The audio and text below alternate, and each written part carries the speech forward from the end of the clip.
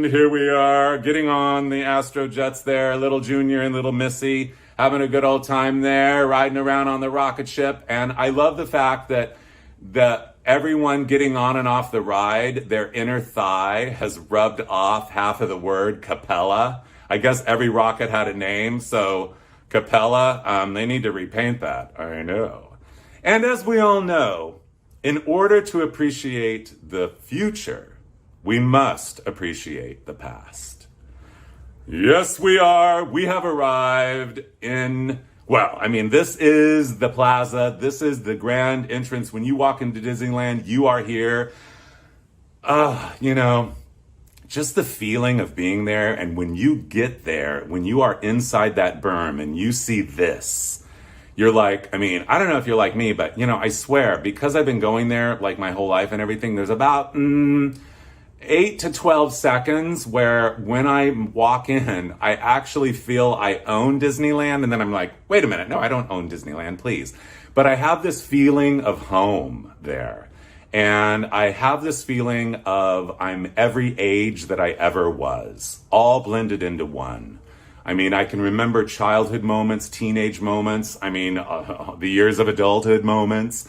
I know all these moments all rolled into one, and collectively, I feel about like I'm 11 years old, and that is a wonderful feeling to have. So on your right, in the distance there, you can see, in the far, far distance, you see the crowning touch. The centerpiece, the logo, and the icon of Disneyland, that is Sleeping Beauty's castle. In the foreground, you see the horse-drawn trolley, which is still there to this very day. And of course, shops on the right, shops on the left. On the left is the Emporium building. And I'll just tell you, that is, the only place I ever shoplifted.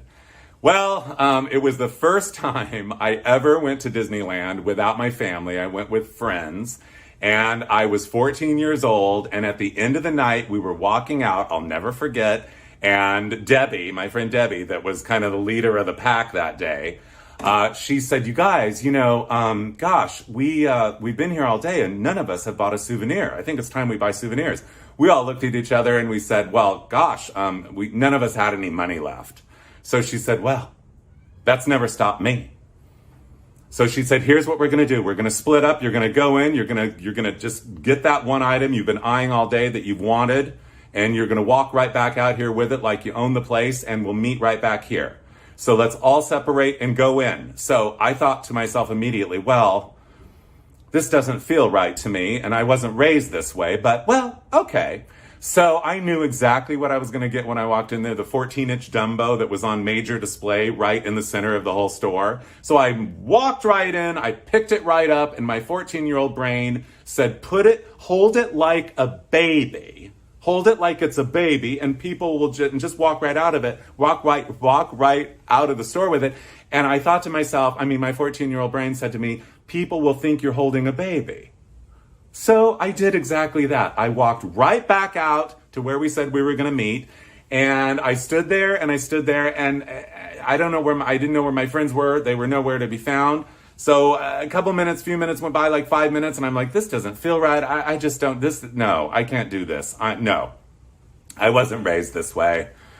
And I'm not going to be a shoplifter, so I marched right back in there and put it right down exactly where I found it. I came right back out to the same spot, and I stood there. And I'll be darned anyway if my friends never showed up. Finally, this lady walks over to me and says, are you looking for your friends? And I'm like, yeah. And she said, well, I didn't have that much attitude. I'm like, yes, I am, ma'am. Well, I don't know if I said ma'am. But anyway, she said, they all went to Securityland. All righty then. And I never shoplifted again. Well, I didn't shoplift then, actually. So anyway, you guys, there's so many ways to get around Disneyland, and I love this shot. Strike a pose, there's nothing to it. The little boy with his car shirt, the other little boy, a seersucker pullover shirt with red trim rim, red collar, and those beautiful blue pants, standing at the most important spot in Disneyland, and I love the way they have it landscaped. Just kind of like real simple, real cash, real unpretentious, I know. And the tour continues. Here we are, Fashions for Main Street, USA. On your left, not one, not two, but three ladies wearing a cotton broadcloth shirtwaist dress. They have purses, they have sweaters, they have cameras. She has a fan. And then we have Mr. on the right wearing a paisley shirt, a blue linen Bermuda short with, looks like to me, a double pleat, and knee socks. And that is not a little purse-ette that he's carrying. That is his camera case. Speaking of cameras, do they have one here? I don't know, but I love these people. First of all, the basket purse look was very big in 1957 when this picture was taken. Yeah, the two ladies have the basket purses. One has the hat to match. And then the lady on the left there has, she has white gloves. Like she's going to go around giving Disneyland the white glove test. Well, I got news for you, lady. Disneyland is so spotlessly clean. Good luck finding a speck of dust or a chip of paint or anything other than divine perfection at every turn, everywhere, in every way, every day. I know. So also, you guys, let it not go unsaid. How much do we love it when Shriners show up to Disneyland wearing their fabulous fezzes with those tassels? Not to mention that beautiful gold double-breasted coat with tie to match that beautiful wool gabardine trouser. I know. So when I was a little kid, the tradition was we would always go in first thing in the morning. Oh, we got there right when Disneyland opened, and we stayed until they escorted us out. That's, by the way, the trick to go to Disneyland, you guys. Seriously, you might as well get your money worth. You've got to get there before it opens, be ready to go in the door the minute it opens, and then, don't leave until security escorts you out. That's the trick, okay? Anyway, but we always had a Mickey Mouse pancake, and it was here at Hills Brothers Coffee Garden, and I love that minty, fresh, it goes back and forth, that striped nylon awning they have there. Look at the beautiful yellow and green color scheme. That signage is like the cherry on top of a sundae. How much do we love the waste paper baskets at Disneyland? Does it say waste paper? I think it does, yeah. Waste paper. Look at the filigree painting on that trash can. I know. Let it be an inspiration to you. Behold the glory of that trash can. And I love the attitude of those, the family. I don't know what they're looking at, but I know what I'm looking at. I love the little girl with her hand on her elbow sticking out, with her hand on her hip, wearing a very pale lavender little ensemble there for summer. Isn't that gorgeous? I know. But anyway, people inside the restaurant, imagine the thrill. How much do we love it when we see a walk-around character at Disneyland? I mean, I know for a fact my entire life, there's good news and the bad news. The bad news is that because we went to Disneyland all the time, not all the time, it was special, but often, we never took pictures at Disneyland. There's no pictures of me as a child at Disneyland. There's no picture of me at Disneyland until like 10 years ago. But anyway, we're not talking about pictures at Disneyland. Well, actually we are, because we also never went up and made friends with the characters because we just kind of took them for granted, even though I really never took them for granted every time I've ever seen a character. Inside to the very core of my being, my body is screaming with joy. Inside. Look, there goes, whoever it is. And here, how much do we love the experience of sitting there, having a Mickey Mouse pancake, and who walks by? The Mad Hatter. I love the world where you can have a pancake shaped like Mickey Mouse while someone that looks like someone dressed up in a costume, Mad Hatter, walks by, and it's just, life could not be grander. I knew as a child there was no better place, there's no better place to be than Disneyland. I knew as a child, going there instinctively from the time I was conscious enough to realize what was happening around me, which was pretty young. I knew there's no place we go better than this. And the tour of Main Street USA continues, you guys. Oh, I better speed it up, you guys. I realize we've got a lot more to go. Main Street USA, the Bobby Cop there. Originally, there were naysayers that said Disneyland was not going to succeed, and I guess they might have been a little worried a few days there in the beginning, because look, nobody is there. Also, the City Hall building at Disneyland, little did Walt Disney know that the designer that he had design it, according to the legend, basically did a copy of his hometown, which I think was, I should know, Colorado Springs, Colorado, I think. Virtually did a copy of the City Hall in his hometown. So anyway, I don't think Walt Disney ever knew that. You have to look that up. But anyway, how much do we love the Bobby Cop? And how much do we love the fact, look how beautiful Main Street is. Look at the color theory. Gentle colors, yet colorized. And the street lamp there. I heard that the street lamps actually they are vintage antique street lamps that were brought to Disneyland. Apparently they were no longer needed in the city of Baltimore. So Disneyland bought them and installed them on Main Street. And we're at the corner of Main Street and Town Square. And in the background, you can see toys, novelties, souvenirs, the Crystal Arcade, and the tour continues. Oh, I didn't even talk about the Surrey with the fringe on top. You just saw the one with the yellow wheels, and here is the one with the red wheels and two beautiful black beauty horses. In the background, Kodak, Bluebird shoes for children, more gifts, and something Ellen something. But by the way, I mean, what we kind of forget about Disneyland, you guys, is it was designed by a movie studio, basically. Yeah, no, not basically, it was. So, I mean, it's like you're in a movie. You are in the show.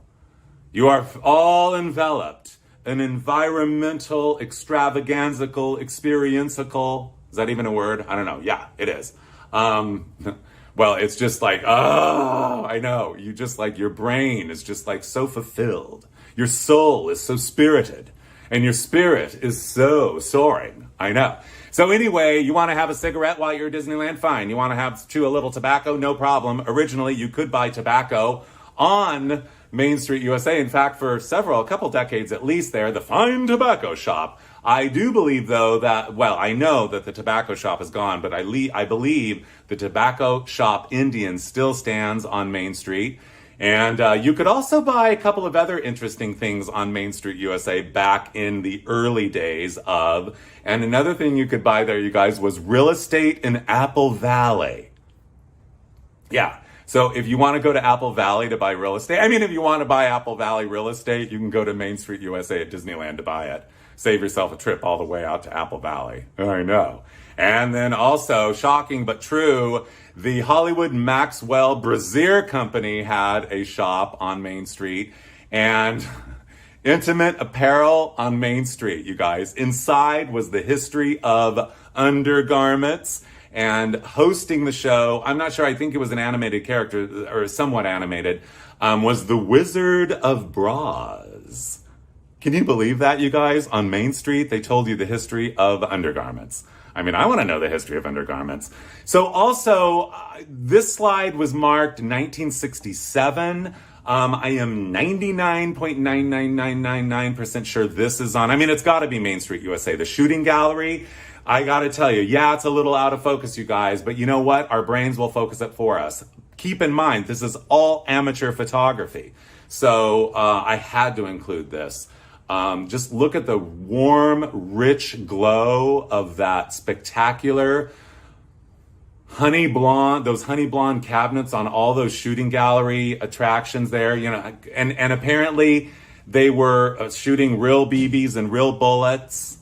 According to the legend, I can't really wrap my brain around that, but the little kids there, I don't know where everyone else is. There's attraction posters on the wall. In the mirror, you can see the reflection of the gorgeous, fanciful lighting on Main Street inside those stores.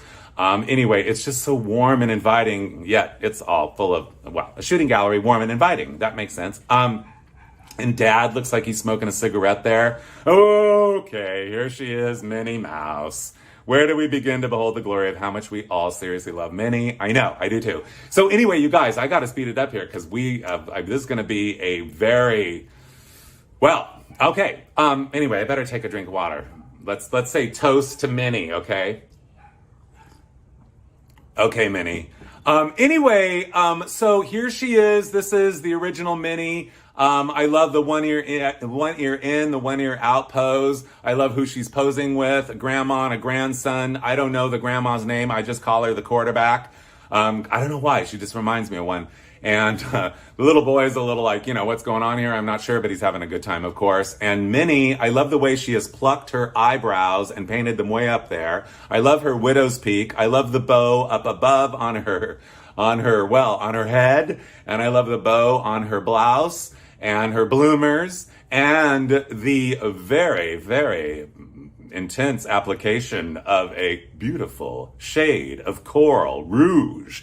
And here she is now. She has is Mickey her boyfriend? Are they married or whatever? I don't know, but I do know, you guys, this is actually the original Mickey Mouse from opening day. And according to the legend, I know it looks like he's just seen a ghost. But anyway, don't you love him? I know. So what I heard is that originally the walk around characters on like opening day were from like the Ice Capades or something, like Mickey, Disney on Ice or whatever. Even back then they had that, and they just borrowed the costumes and wore them around the walk arounds. So again, I told you I'm not an expert on Disneyland. I am a mere enthusiast, but I hope I inspire you to go research some of this information. There's Minnie and Alice, and I love that little girl's souvenir hat with that feather plume. I live for the feather plumes. And of course, one of the three pigs, the early version of the three pigs. And by the way, I'll never forget, as I told you, I didn't really...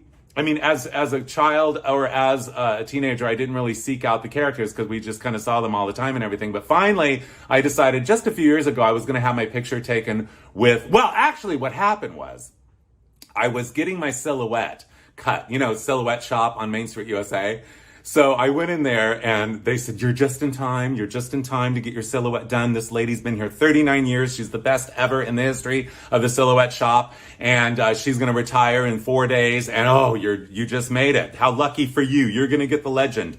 So I said, okay, great. So she sat there, she cut my little silhouette out and I bought it. I guess you buy it before, but anyway, I got it. I got the little frame and everything, that little oval frame. And so I looked at it and I'm like, wait a minute, like this looks exactly like me. This woman is brilliant. I'm in shock. So I get it and I'm like clenching it to my heart going like, I'm so glad, and like the silhouette, I'm so happy to have that Disneyland souvenir, that iconic Disneyland souvenir. And so anyway, I walk out to to Main Street, USA, and all of a sudden, I walk outside and I see Minnie and there's like nobody around. She's walking. I'm like, Minnie, can I get my picture with you? And so she goes, yeah. Well, she didn't say anything, but yeah, come over. So I set it down. I set the little silhouette down in the frame on the ground because I didn't want it in the picture. And I was so distracted by Minnie that I'll be darned anyway if I didn't walk away. And I never saw it again. It wasn't in Lost and Found. I have no idea whatever happened to my silhouette. But anyway, I do know that in 1956, they added more vehicular transportation to Main Street, USA. They added these two horseless carriages, one in red and a repeat in yellow. And they were styled after the 1903 Oldsmobile. Yes, Oldsmobile. I love the attitude of that guy walking by there. Like, well, I guess there's not enough room for me on there. So anyway, if you want to take a ride on a vehicle, that's fine. If you want to just sit and strike a pose, you might want to go here to the Carnation Company on Main Street. And by the way, Carnation is legendary for, they created evaporated milk, which I don't really understand. If milk is evaporated, there wouldn't be any left. But anyway, we don't need to talk about evaporated milk right now, because they did not serve evaporated milk at Disneyland. They served ice cream, Carnation ice cream, and it was a little sandwich shop and everything. And strike a pose. There's nothing to it. This is one of the classic delivery vehicles. I absolutely love it. Always loved it. Always loved to see it there. This is not me. I wish it were. But anyway, at the rear of this truck, you see some flowers. Here we are. This is the flower market on Main Street, on that little side street there. And the lovely lady, the costumed employee. I love the trim on her skirt. Kind of goes up in the back a little, doesn't it? I know. Anyway, she's like, trying to pretend to be arranging or whatever. Looks like some fake lilies. And then we have these three ladies. One of them is wearing a sari. And I will tell you, that strikes a chord with me. Because when I was a child at Disneyland, I cherished the notion of thinking to myself, of hearing all kinds of languages at Disneyland that I didn't hear anywhere else. I felt so connected to the world, and it just invigorated me, and it thrilled me, and it filled my spirit. And it just was so, it was such a good feeling to feel connected, because people were there from all over the world. And there was nowhere else that I went as a child where there were people from all over the world. So anyway, the tour of the flower market continues. I love this lady. It's like, okay, dun dun dun dun, boom. She's having a moment there. She thinks she's a showgirl or whatever. And you will have to admit, this is a lovely pose. That 3/4 pose, very flattering, very seductive. And how much are you all seriously loving all of the fake flowers? Remember plastic flowers, you guys? Yeah, these were all plastic flowers. So anyway, I remember my mother bought 2 giant bouquets of plastic yellow roses there. And about 20 years ago, she's like, I'm throwing these away. I mean, this was like in the 70s. So 20 years ago, she's like, I'm throwing them away. I'm like, no, I'll take them. You know, I'm one of those kind of people. So anyway, I kept them until they just literally disintegrated. Plastic doesn't last forever. Nothing lasts forever. Enjoy what you love while you can. Yeah, so anyway, the tour of Main Street continues. The Carnation Company here in front of it, or as a dramatic backdrop for the Bobby Cop quartet of saxophone players. That's the other thing about Disneyland, you guys. As a child, I remember, your memory forms, and I remember so much music at Disneyland. Music. It was such an education on so many levels. And I can hear the sound of this quartet of saxophone, and it is music to my ears. Another rare interior shot, you guys. I will tell you, interior shots of Main Street USA are rare. The candle shop. This is where you could buy real candles, nothing fake about these candles. And they had all kinds of candles, seasonal candles, they had character candles, and of course, all those hand-dipped candles. And how much are you loving just the whole glow of the whole place, the color of the whole place, the spirit, the soul. Anyway, I know, it's just overwhelming. And don't you love the spiral display there? I know you do. And outside, there's some excitement happening. Yes, the fire wagon. This is an action shot. And well, Disneyland's on fire. Yes, the settler's cabin on Tom Sawyer's Island. Been burning for, how many years are we now at Disneyland? Like 66 years, you guys. Actually, they turned it off. They turned it off in the 70s when there was a fuel crisis, and they turned it back on in the 80s. But I want to know, okay, what kind of wood is this? It's been burning so long. And by the way, yes, there is a dead person there. Not real, fake, a fake dead person there, and he's got a bow right through his heart. This is the early days of Disneyland. They have made some changes as to the legend of who killed this, how this person died. In fact, I don't even think there's a fake dead person there anymore. But anyway, we are now, okay, I better take a drink. Cheers to Frontierland, you guys. We're in Frontierland now. We got a lot of ground to cover. I better step on it. Anyway, so you guys, okay, here we are in Indian Village. I remember going to Indian Village as a child. I loved it. It was like, Native Americans dancing and posing, and their costumes and everything. So beautiful, and just such an education. So, and an inspiration. So, but don't you love dad and daughter here? I don't know the daughter's name, but I just call her Daddy Longlegs. Wouldn't you? I know. So the ceremonial dance performances, everyone gathered around the dance circle. And I love the 2 little girls dressed like Little Red Riding Hood there on the right. Dressing alike is like a big thing.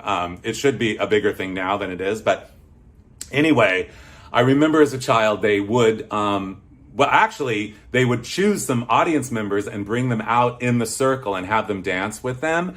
And I was always cowering in the background, not wanting to get chosen because, even as a child, I knew that I couldn't dance. So I did not want to be out there dancing. You guys want souvenirs? Fine. How about this unbelievable souvenir stand in Frontierland? It is so rustic. This is the very definition of rustic meets mod, mid-century mod. I mean, not really, but post and beam, form follows function. I love the tree branches. I love the dried hides. I love the way they're strung on there. The postcard rack on the left, we've got beaded necklaces and jewelry and Native American dolls and various other souvenirs, all of which that we wanted everything, of course, back in the day. And there's a dad there looking very pridefully over the fact that his daughter is thrilled with whatever she has just selected. I know. How much fun are the souvenirs at Disneyland? Oh, so you guys, okay, this is it. This is the granddaddy of Frontierland, the Mark Twain. The Mark Twain. But we're not talking about the Mark Twain just yet. We're talking about striking a pose. There's nothing to it. The family portrait. Disneyland is a perfect place to strike a pose. I love this whole family. The lady on the left wears wedgies with her blue dress with a white batiste cotton square cut collar. And then little Junior and little Missy wearing shirts to match. And stripes we got there, Blondie. And then we got Mr. wearing a plaid sport shirt, very sensible, very timeless classic, over a double pleated trouser out of a gray wool. And then we have another big sailor collar out of white and a checkered dress with a white purse to match. And yes, in the background, we already said it, it is the Mark Twain. I love this. First of all, I love the lady taking the picture of it, don't you?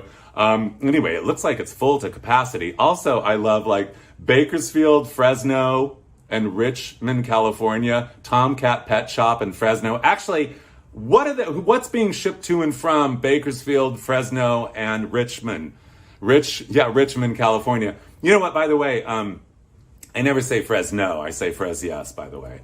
I'm very optimistic. I mean, thank goodness I was born that way because it really helps. Yeah. Optimism. It's the power of. Yeah. Anyway, but I wanted to tell you guys this crazy story. I'll never forget. Just like 10 years ago, I remember somebody told me, did you know you could steer the Mark Twain? And then they give you a certificate when you're done. You just go, when you go on the Mark Twain, you ask the conductor, you say, my friends and I, we want to go up there and steer the Mark Twain, and they'll let you up there, and they'll, so I thought to myself, I was going to Disneyland with some friends, and I thought, I know, I'm going to surprise them all. And when we go to ride the Mark Twain, I'm going to go up to the conductor and say, can we all go on? And so I went up there to the conductor and I said, excuse me, my friends and I heard that we could steer the Mark Twain or whatever and that we get a little certificate when we're done. He's like, yes. How many in your party? I said, there's 6. He said, right this way, please. And I motioned my friends over and he raised up the little thing and they all walked up there. And then as soon as it was I took the first step to walk up. He threw the gate down in front of me and said, I'm sorry, only 5 allowed. And I'm like, but I told you there were 6 of us and you said, okay. And I really wanted to steer the Mark Twain more than them. And he said, I'm sorry, only 5 allowed. And I'm like, oh, but please. So I kind of begged him for a minute and, well, actually like a couple more minutes than that. And finally he's like, well, okay, but the whole time you're up there, you have to duck down. You promise me you'll duck down. If they see 6 people up there, I could lose my job. And I said, I promise I'll duck down the whole time. So I go up there, all my friends take turns steering the ship. And finally, it's my turn, and I stand up. He goes, get down. I said, well, I want to steer the ship. He goes, I know, but you get down, steer it like this. And I said, wait a minute, how am I going to see where I'm going? And he said, have you ever ridden this before? And I said, yes, many times. He said, then when you know, he said, then you know where you're going. Get down.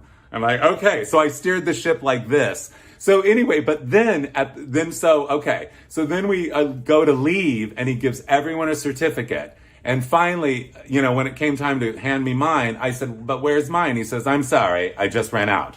It's like, alrighty then. By the way, in the background, you guys, on the right, you see a stagecoach. Yes, going through the backwoods, the back trails of the original Frontierland. They had stagecoaches and covered wagons. And by the way, we're sneaking a little preview there of Fantasyland. I know.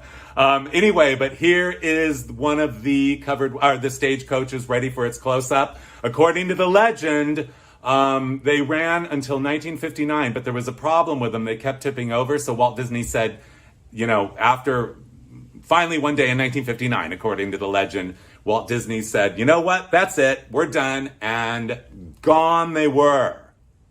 And we never saw the stagecoaches again until the 50th anniversary. They rolled this one out. And we got to see it again. So it still exists. And the other problem with the ride, it was like one of the most labor, if not the most labor intensive attractions. Sorry, we're not supposed to call them rides. It was one of the most, the most labor intensive ride to get on, and I mean attraction, to get on and off, because you had to climb up the ladder and everything, and then it would maybe tip over, so it was all too much. Oh, fine, you want a little Mother Nature, how about riding the pack mules?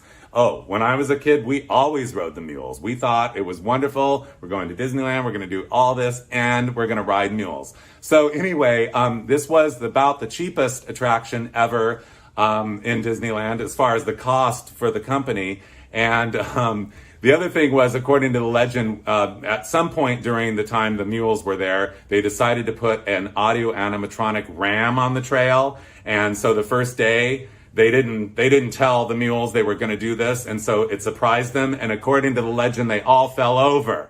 But anyway, I don't know. Could that be true? I love these ladies right up front here, like having that whispered kind of ladies conversation, probably like, are you wearing the proper undergarments to ride a mule today?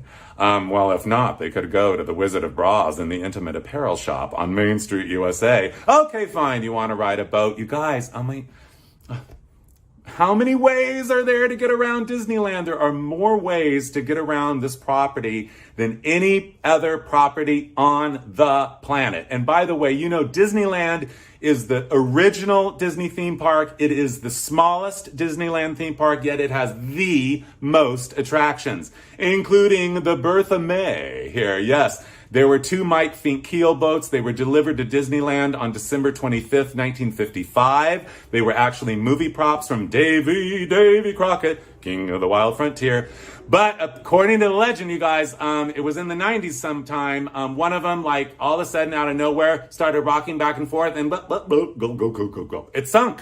So they're like, oh no. So both of them went out of the water. They looked at him good. I guess they fixed him up, according to the legend. And they put him back in, and it started to sink again. They're like, that's it. It's over. Never to be seen or heard from again. The Mike Fink keel boats, gone. So anyway, fond memories. You want to go to Tom Sawyer's Island? You're going to ride one of these rafts, always as a child and still to this day. I wonder how in the world do they not sink? But anyway, it never occurred to me that these boats are on tracks. I know. It just, my brain can't go there. It still can't go there. So, speaking of, these are the boats that aren't on tracks. And I will tell you, it has always been a family tradition. When I was a little kid, and then when there were little kids in the family, the next generation, we always went on the Canoes. And originally the Canoes were from a canoe company in Maine. Yeah, just thought I might throw that out there for you. Don't you love the mill wheel there and everything? I mean, I love to go on the Canoes. I love to canoe and paddle along and everything. I mean, it's the only time that I ever get to do that, except for the one time that I was invited to the Adirondacks, and the cabin that I was invited to was a big giant cabin full of a lot of guests. And they said, but you can only come to our party in the Adirondacks if you can canoe, because our canoe is only our cabin is only accessible by canoe. And they said, can you canoe? And I said, can I canoe? I've been to Disneyland. Anyway, speaking of canoeing, look at this scene. Early Frontierland, the Plantation House restaurant there, those beautiful green umbrellas, the canoes are going by, and what is that? A fishing pier? Yes, indeed it is. And so you guys, originally in Frontierland, they had the rivers of America, as they call it, furnished or filled with bluegill, perch, and catfish. Yeah. And so you got to fish, and they'd give you the pole, and whatever you caught, they would wrap up and give it to you to go. But there was a problem because people kept leaving their wrapped up fish on other attractions around the park. So Disneyland on a hot summer steamy day started to smell very fishy. So the other thing though, you guys, is, by the way, do you notice who's here fishing? Can you say hello to Daddy Longlegs? Here she is with Daddy. Daddy and Daddy Longlegs are having a little fishing moment. And the other thing that's so kind of wonderful is we might as well get it out in the open that if you happen to like not have any money for lunch at Disneyland, no problem. You back in the day, you could have gone fishing and you could have had sushi. You could have made sushi.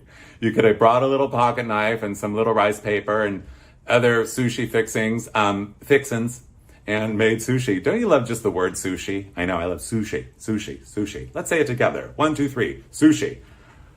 Okay, we're not talking about sushi. We are talking about the Columbia sailing ship. This entered the rivers of America at Disneyland in the year of 1958. This was, this windjammer, with 3 masts. This is a perfect replica. Well, pretty perfect. Well, what do I mean pretty perfect? It's divine perfection.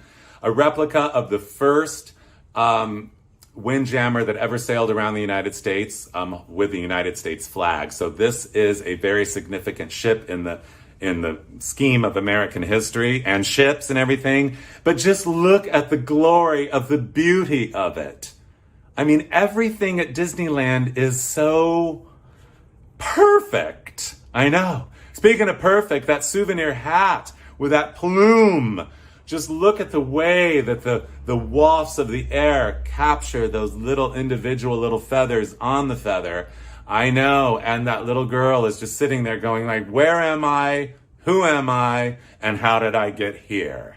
I know. There's the Columbia sailing ship. There's a canoe going by in one of the Tom Sawyer Island rafts. Speaking of Tom Sawyer's Island, okay, let's have a fashion show on Tom Sawyer's Island. Why not?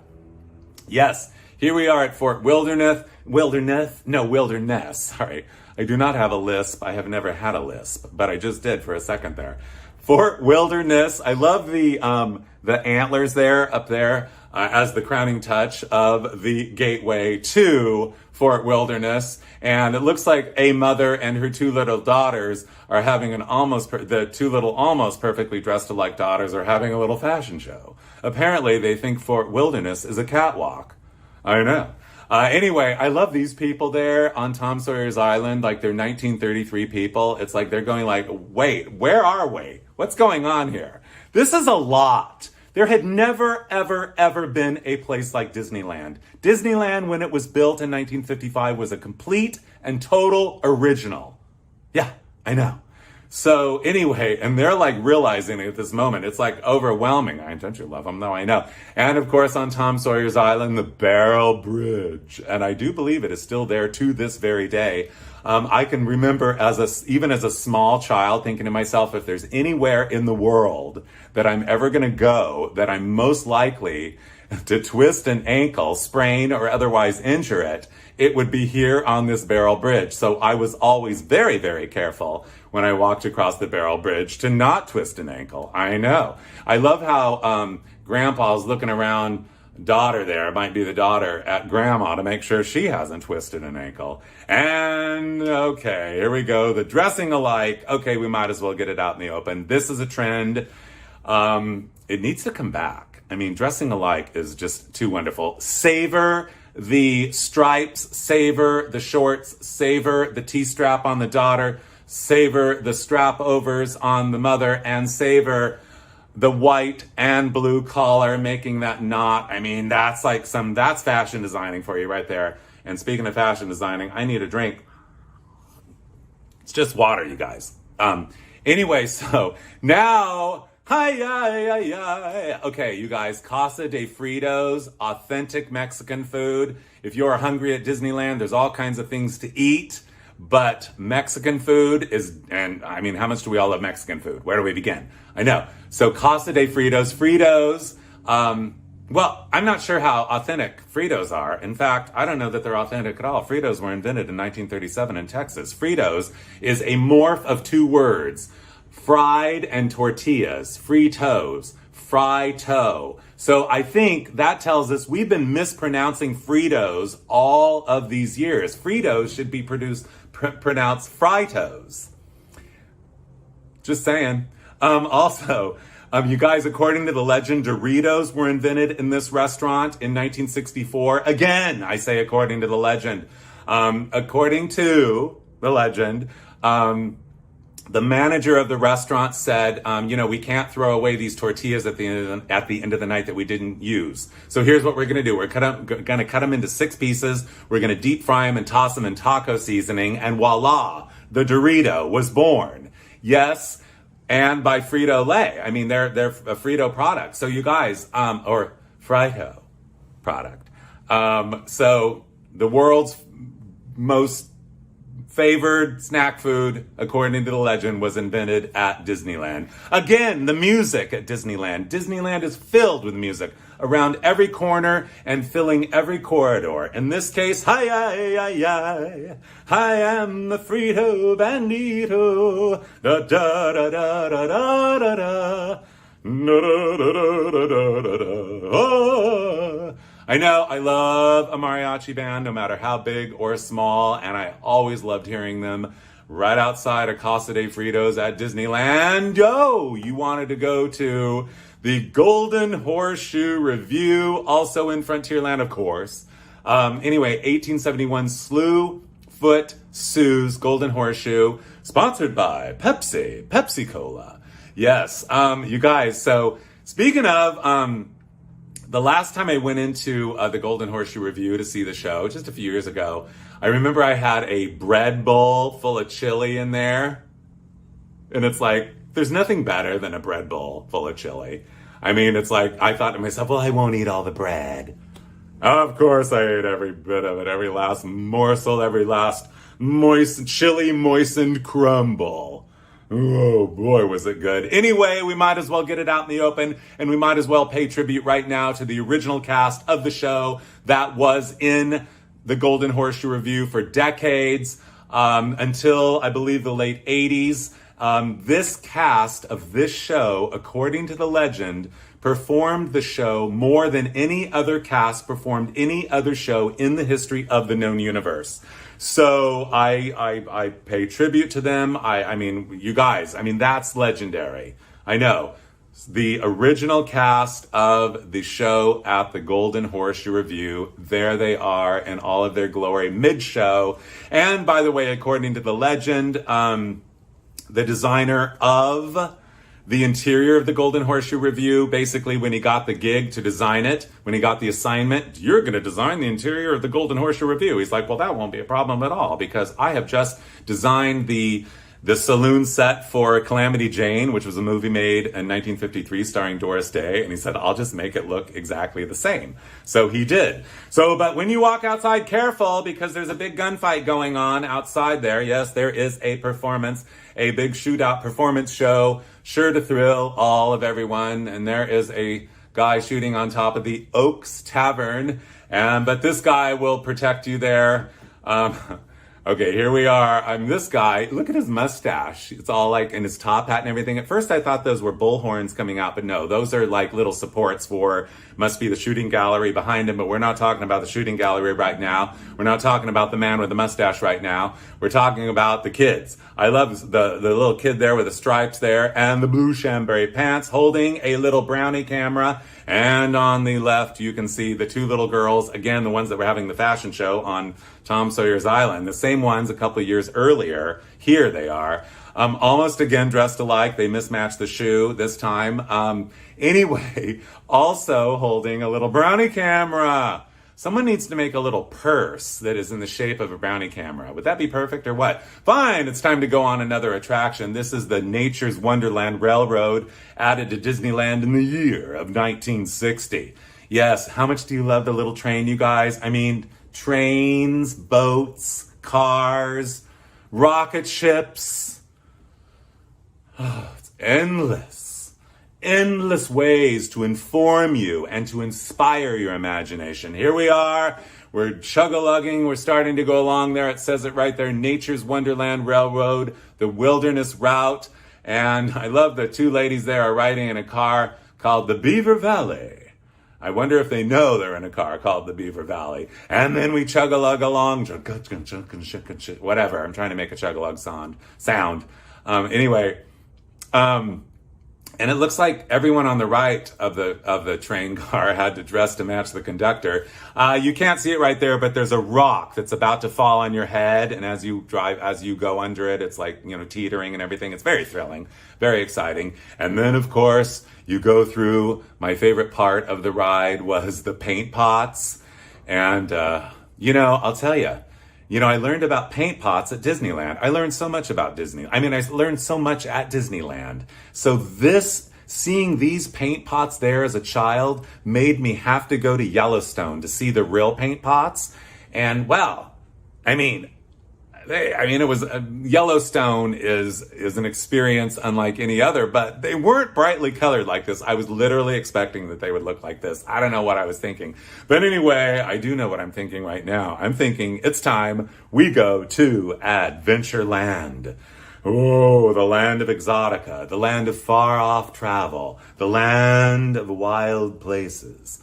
Whoa, I know. So you guys, just like how much do you love in those tusks crossed? Fake, of course.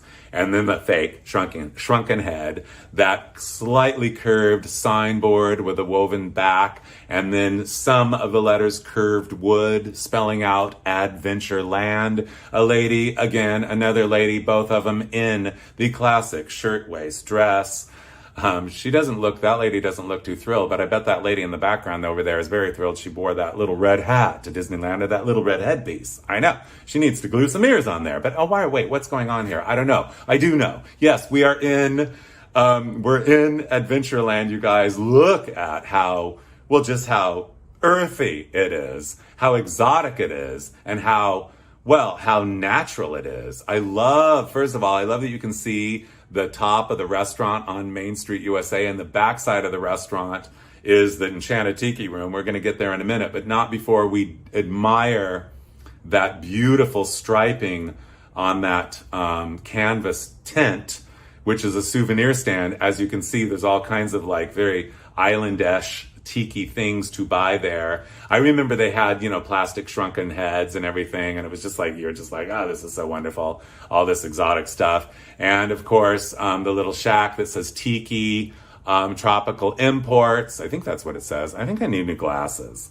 But anyway, and then you guys, three people in red. Again, red. We love red. But what I love more than anything, you guys, you have to look at it on the left there, is the bamboo painting on the waste paper basket. Disneyland has the best trash containers of anywhere. Yeah.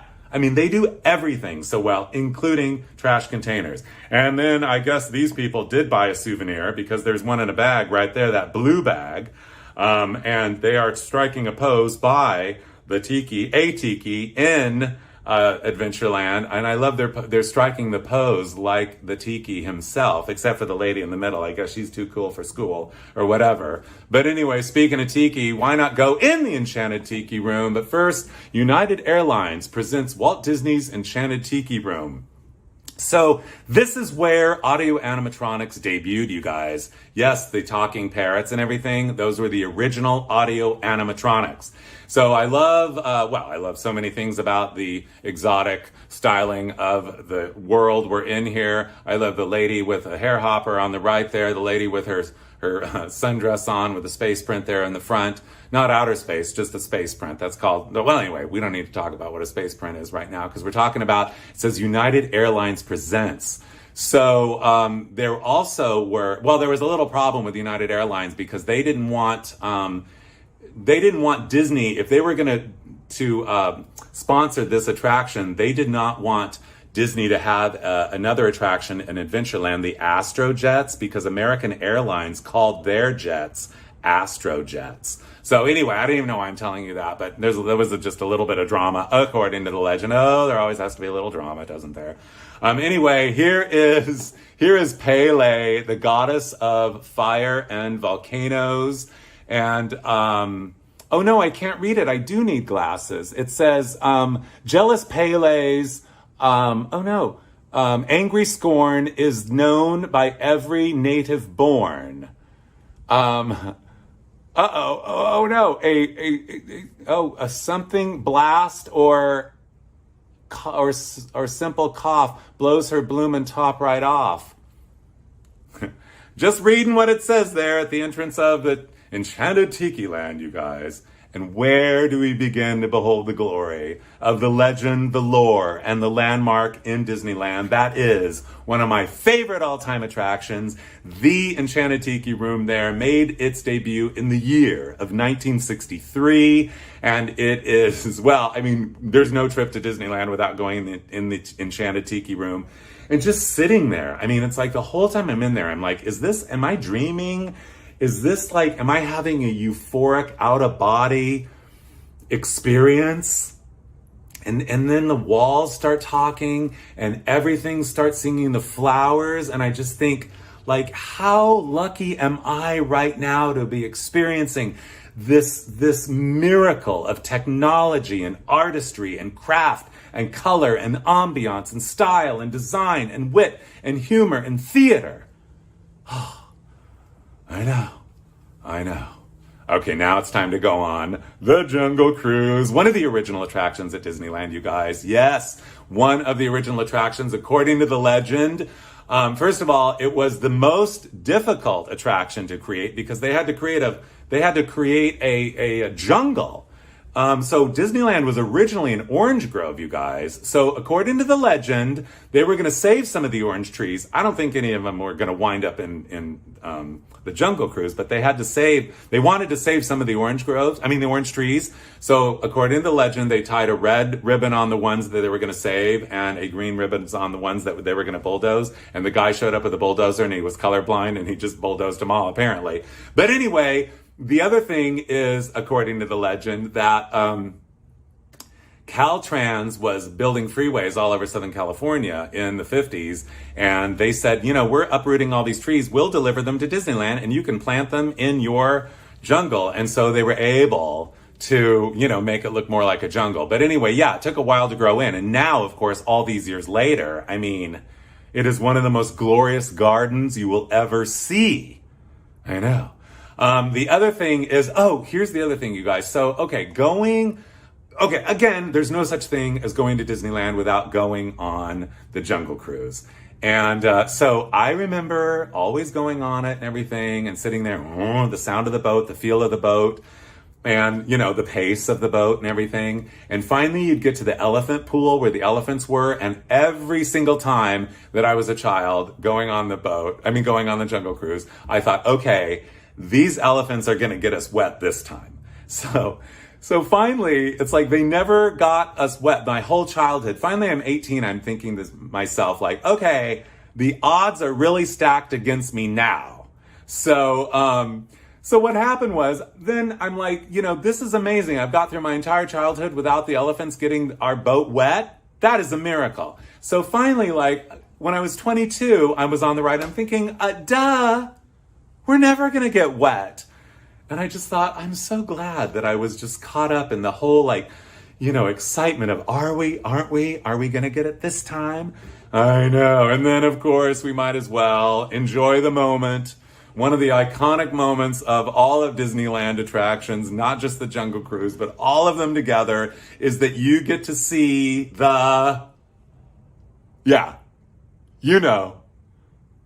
backside of water.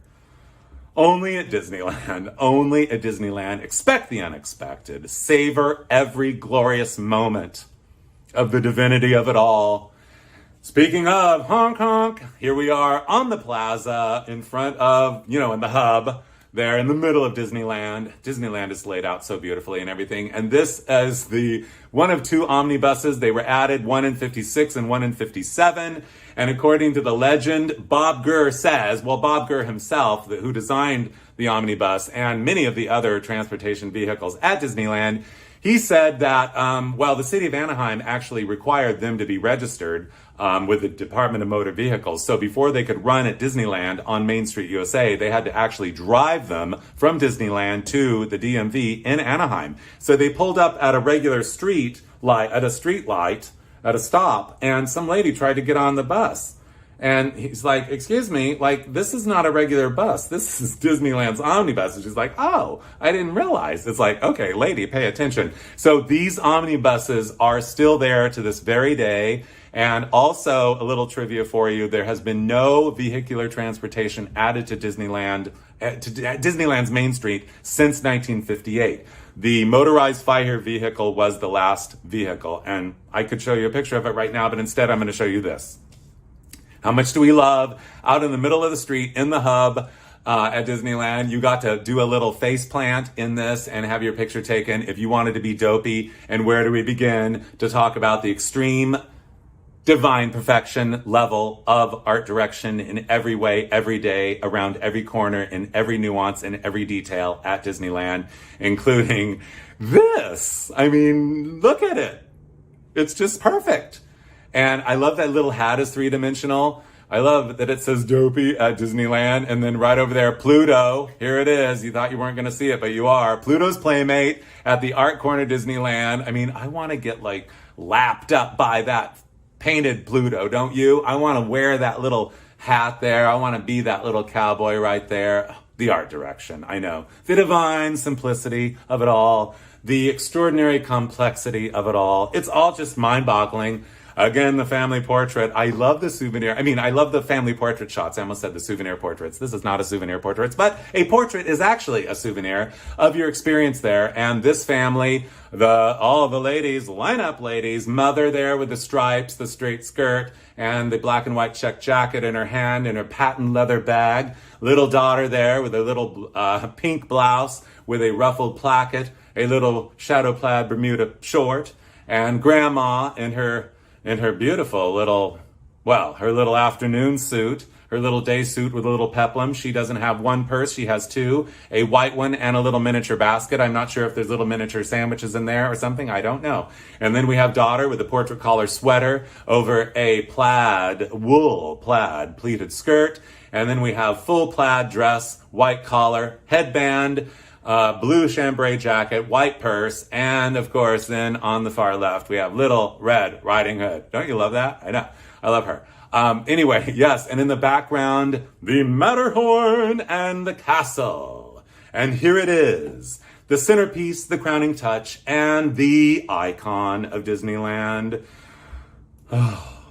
We need to have a moment for the castle, you guys. Do you ever just stand there and stare at the castle? This is it. This is the centerpiece of Disneyland, the crowning touch, the icon, the logo, Sleeping Beauty's castle, named in anticipation of the film that was released 4 years later after Disneyland opened. I'll never forget, you guys. Well, I will tell you, just looking at it, it's just, it's hypnotizing, spellbinding, and mesmerizing. I know. So it was inspired by a castle in Bavaria in Germany, the Neuschwanstein Castle. And so a few years ago, I actually got to go to Bavaria and I went to the castle that inspired Disneyland Sleeping Beauty Castle. So I get there and it's up on a hill. It's unbelievable. And you're looking at it like, I can't believe I'm here. And so I said, one ticket, please. Well, actually, I was with a couple friends. So, I got my ticket. And so they said, do you want to walk up or do you want to ride up? It'll take you 10 minutes to ride up. It'll take you about 40 minutes to walk up. And I thought to myself, we've been going 150 miles an hour in this Mercedes-Benz all over the back roads of Bavaria. I think I need a little exercise. So I said, I'm going to walk up. So I walked up there and it took forever. And I was like totally huffing and puffing by the time I got up there. And I couldn't believe it. I got up there and the lady throws down the gate in front of me and says, I'm sorry, we're closed for the day. I'm like, but why didn't they tell me that you were going to be closed when I got up here? They said I could walk or ride. I could have ridden. I could have gotten here. I'm sorry. Of course, I was in Germany, so I didn't do any arguing. And anyway, but the thing is I was disappointed, but I thought, you know what? I'm not completely disappointed because now I have a reason to come back here. It's always nice to have a reason to go back somewhere that you love visiting, isn't it? I know.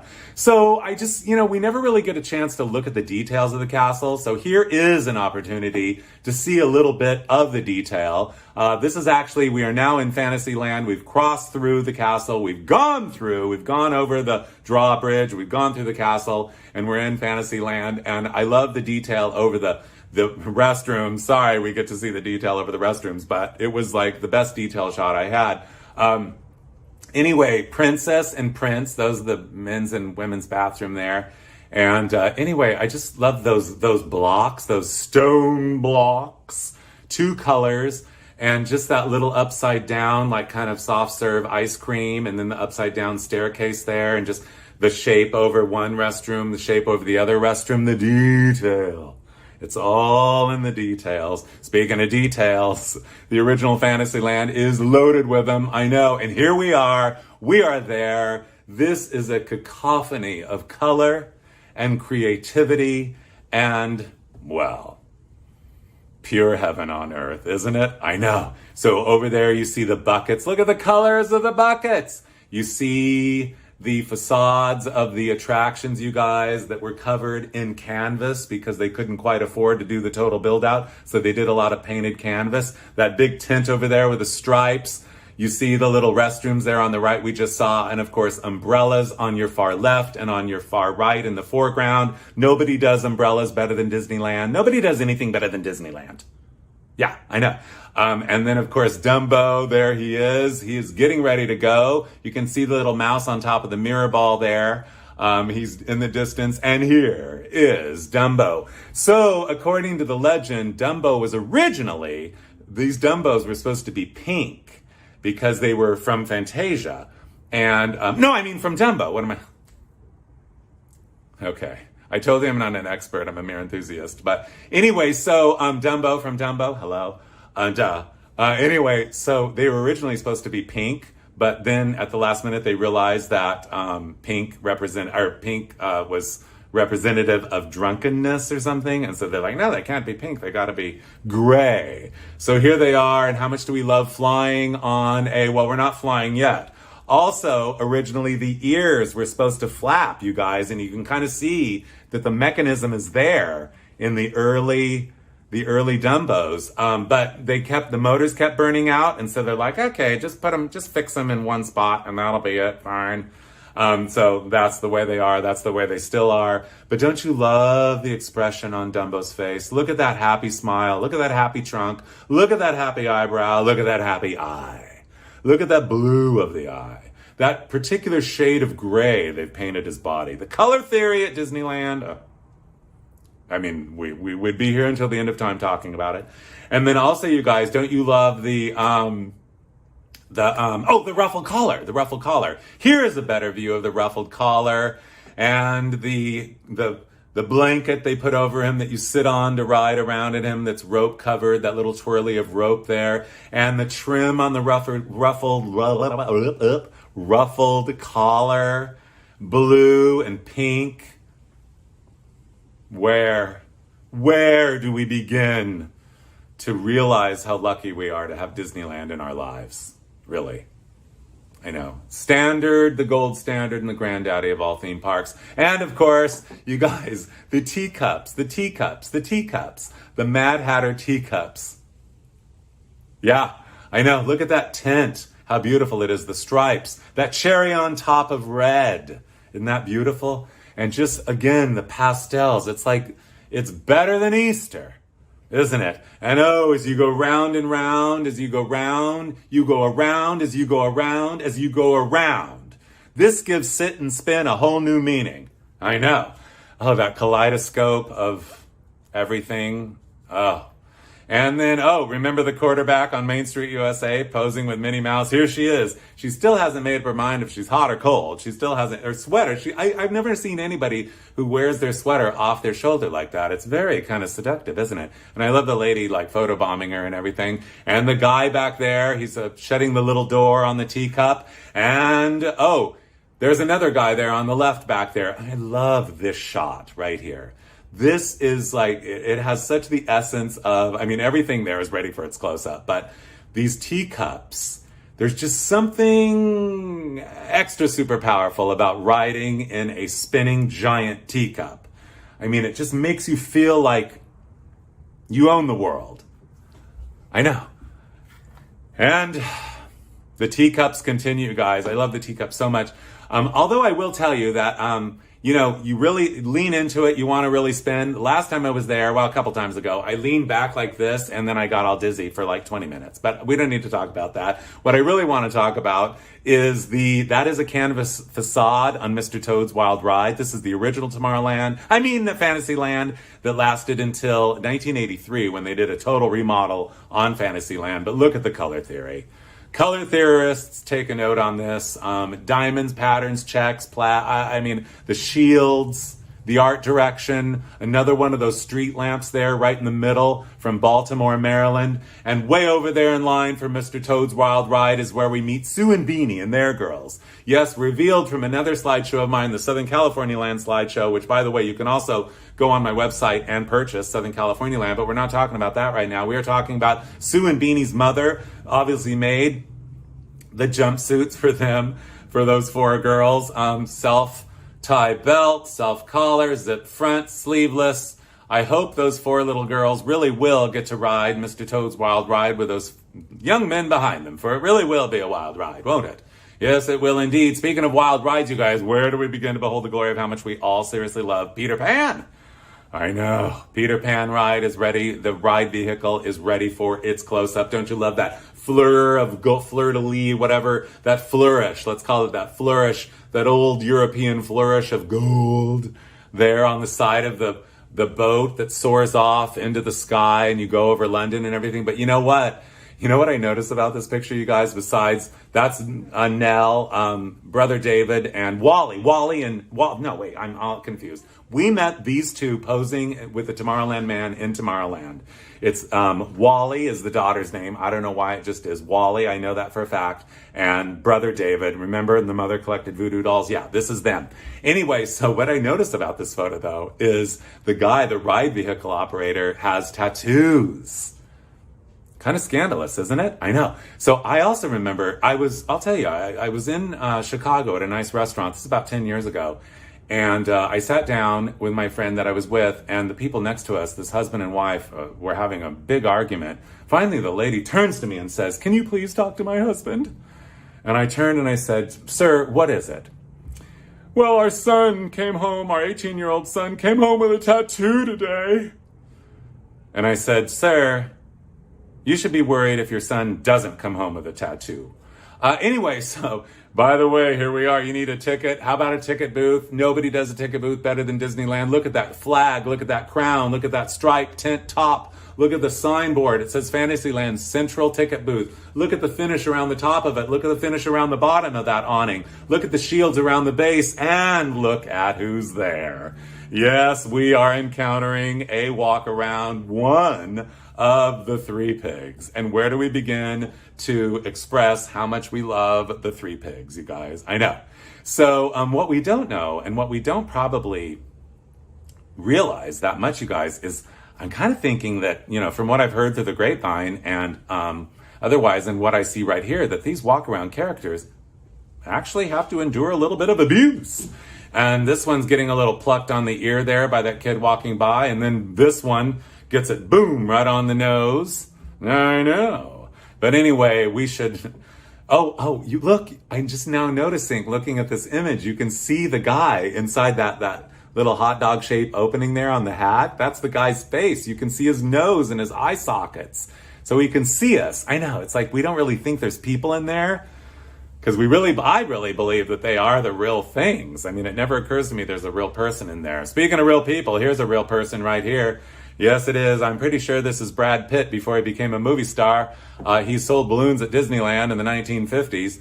How much do we love the Mickey Mouse balloons? I mean, just the mere sight of all those balloons always sends my imagination into the stratosphere and makes my spirit soar like never before or since. I mean, there's nothing like that big bouquet of Mickey Mouse balloons. I don't care what era, what we're talking about. They are amazing. So the thing, even from when I was a small child, the thing that I always could not believe, you guys, is the fact that they were, They never got tangled. Those red threads. I mean, how gorgeous are the red threads? I know. That they would take them out, and never, ever did you see them get tangled. Never. I also remember, speaking of Disneyland balloons, is that when I was a little kid, I'm pretty sure I remember this accurately, that at 3 o'clock during the summer months, at 3 o'clock, they would release from, I think, a couple of the train cars, they would release about a zillion, trillion, billion balloons up into this, they would waft away up into the sky, and everyone at Disneyland would look and go, whoa, there they go, oh. And finally you'd watch them until they were gone. And according to the legend, what I heard is that, the people in Arizona started calling up Disneyland and saying, hey, would you mind? We're getting like broken bits of your plastic balloons that are falling down. They're raining all over Arizona. So I'm not 100% sure that's exactly what happened, but that is what I heard according to the legend. So that did not last too long. And of course, they haven't done it for decades.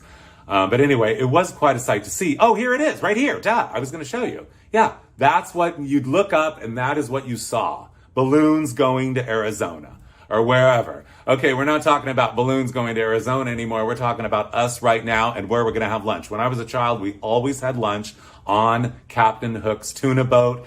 And again, savor the beauty of this masterpiece. Look at the red and white stripes. Look at those umbrellas too out front, you guys. I know. Yes, this is where we always had lunch. Chicken of the sea. Ask any mermaid you happen to see. What's the best tuna? Chicken of the sea. So, Captain Hook's tuna boat. Sitting in a pool of water. There was nothing like it. It was there until they remodeled in 1983, you guys. Apparently, according to the legend, they were going to save it, but anyway, it just didn't quite work out. So it did not get saved. But anyway, waste paper, one of the more demure trash cans at Disneyland. But don't you love the color theory of the boat, you guys? Also, don't you love the fact that that guy is dressed to match the pirate ship? I know. And not to mention, you guys, on the menu was oyster stew, hot tuna pie. Where have you been lately that oyster stew was on the menu? Yeah, oyster stew and hot tuna pie. But we never had that. We always had the tuna sandwich served on I do recall it was a rather fluffy yet doughy bun. Yeah, so it was like and you'd sit on a little barrel. And that was always lunch at Disneyland when I was a kid. So you see the little menu board there. And out front, as the official greeter, you see a parrot. So this is only 60 years ago. Parrots lived to be 110. This parrot could still be alive. Where is he? I don't know. There's flocks of wild parrots flying around Southern California. This guy could be in one of those flocks. But we're not talking about flocks of parrots right now. We're talking about the quarterback. Here she is again. She still hasn't taken her sweater off. Every picture, though, we see it gets a little lower and lower. And now her grandson is he's so in the mode of it all. He's having such a good time. He's all cash. I love it. Waste paper. We love the waste paper basket there. A little more flourish on that one. And, of course, you can't help but notice the Monstro whale there from Pinocchio. And I know that is just one of the icons of Disneyland. You just you just savor the moments that you are there in the presence of its true greatness. I know. And of course, we are right around the corner from added in 1960, but no longer there, even though in my mind it will always be there. Skull Rock on the right. You can see it says picture spot, Kodak picture spot. That's where you're supposed to stand and take a picture of Skull Rock. And we love Skull Rock. And the waterfall, the planting, the pool.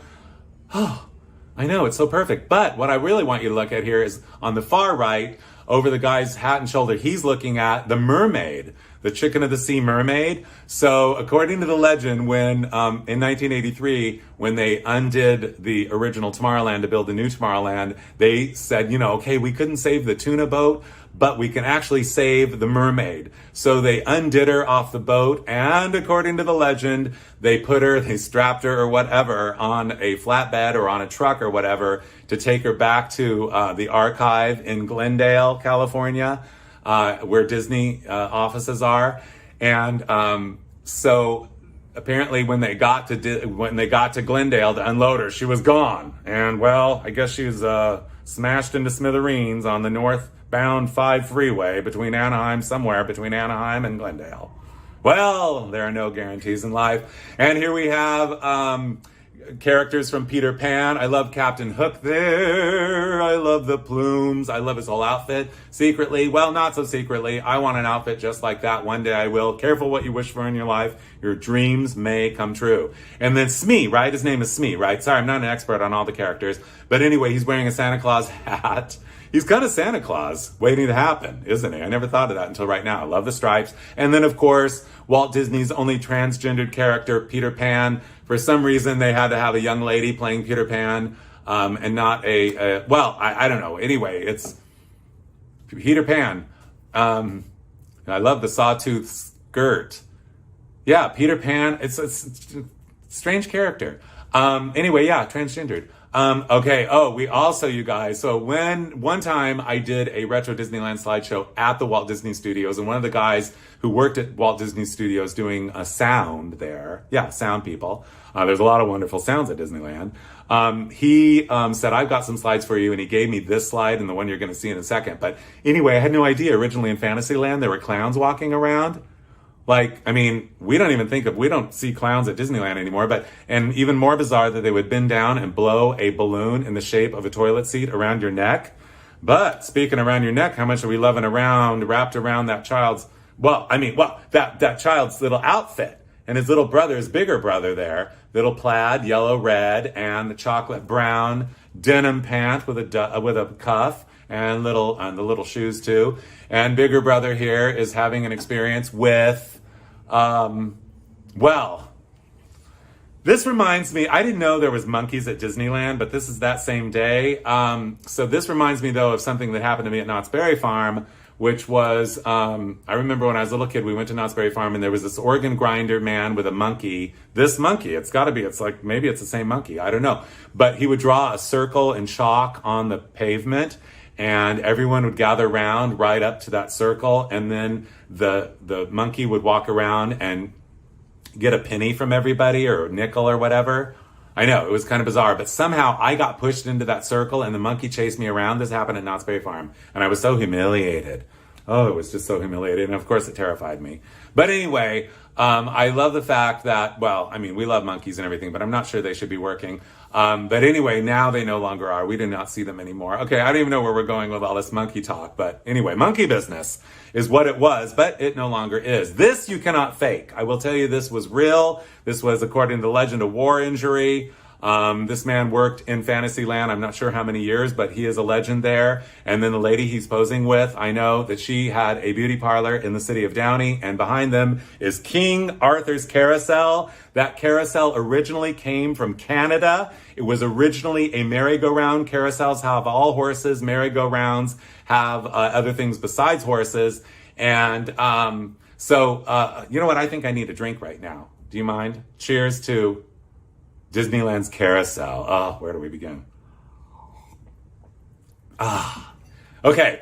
The carousel came from Canada originally. They found it in 1954. It came to Disneyland, but it was not a true carousel. A true carousel has only horses on it. This had other things like giraffes and animal cages and stuff like that.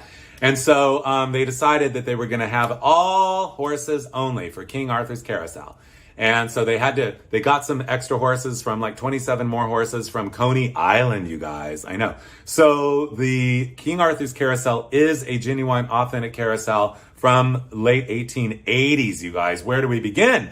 Now, some of the pieces that they removed from it were later refashioned into some of the train cars on Casey Jr. So some of the decor that you see here to this day, according to legend, is still from that original carousel. And how much do we love Casey Jr.'s train, you guys? By the way, and how much do we love anything spelled out in landscaping? I know. Oh, just again, the color theory, the mood of it all, the beauty of it all, the color of it all, the class of it all, the privilege of us being able to be there of it all, and the happy expression on the Casey Jr. train fills me with joy. I mean, just look at him. It's just like that smile is so reassuring, isn't it? Everything's going to be okay. Everything's going to be okay, and it doesn't pay to worry. It really doesn't. Think optimistically, it's important. So, by the way, and don't you love that? Coral and turquoise together, I know. And on the Storybook Canal ride, which kind of intertwangles with the Casey Jr., we see Wally, who we saw on the Peter Pan ride and in Tomorrowland there. And here she is blossoming into a lovely young lady. And she has her lips painted coral to match the Casey Jr. train, and a very smart black turtleneck, a cross, and as an accessory, she has, well, she's been pinned with an orchid corsage with a satin ribbon of milk chocolate. Isn't that gorgeous? I know. Why don't more people wear corsages to Disneyland? I know. Okay, you guys, we're on the Storybook Canal, and here we are. So, and this is miniature, but, this looks exactly like Europe. I have been to Europe several times, and I will tell you, this is exactly what it looks like. If you want to see Europe and you don't want to spend 12 and a half hours on an airplane, no problem. Just go to Disneyland and ride the Storybook Canal. Yes, this is a classic European village. Where do we begin to behold the glory of how much we love everything in miniature? So we get giant things like teacups and miniatures at Disneyland. They have it all. We get to experience it all. But I bet you see in the background there, oh yes you do, the Skyway. Yes, affectionately known as the buckets. The buckets were added to Disneyland in the year of 1956. They went from Fantasyland to Tomorrowland and Tomorrowland to Fantasyland.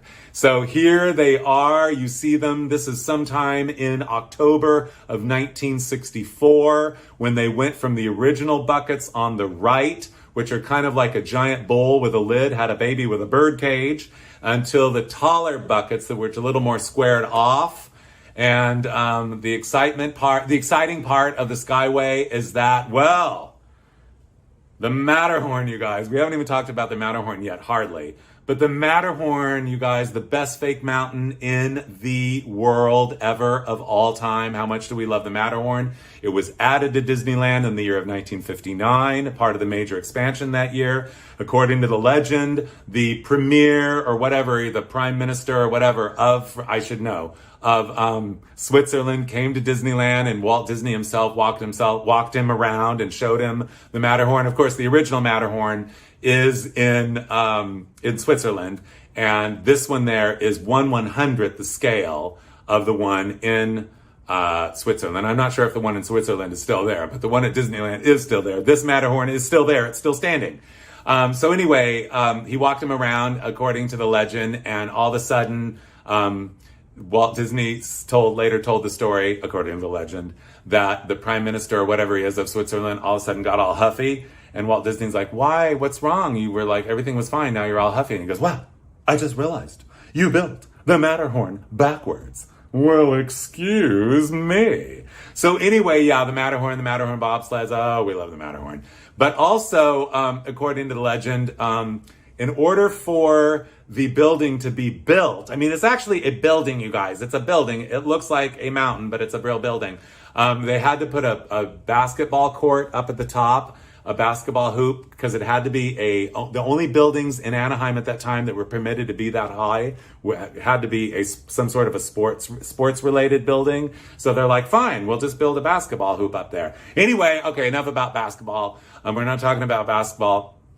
We're talking about the buckets. And the thrill of the bucket ride, you guys, is that you got to ride through the Matterhorn. And how much do we all love riding through the Matterhorn? I mean, it's that moment when you pass through on the buckets and you're like, whoa! I mean, you are going, how lucky am I?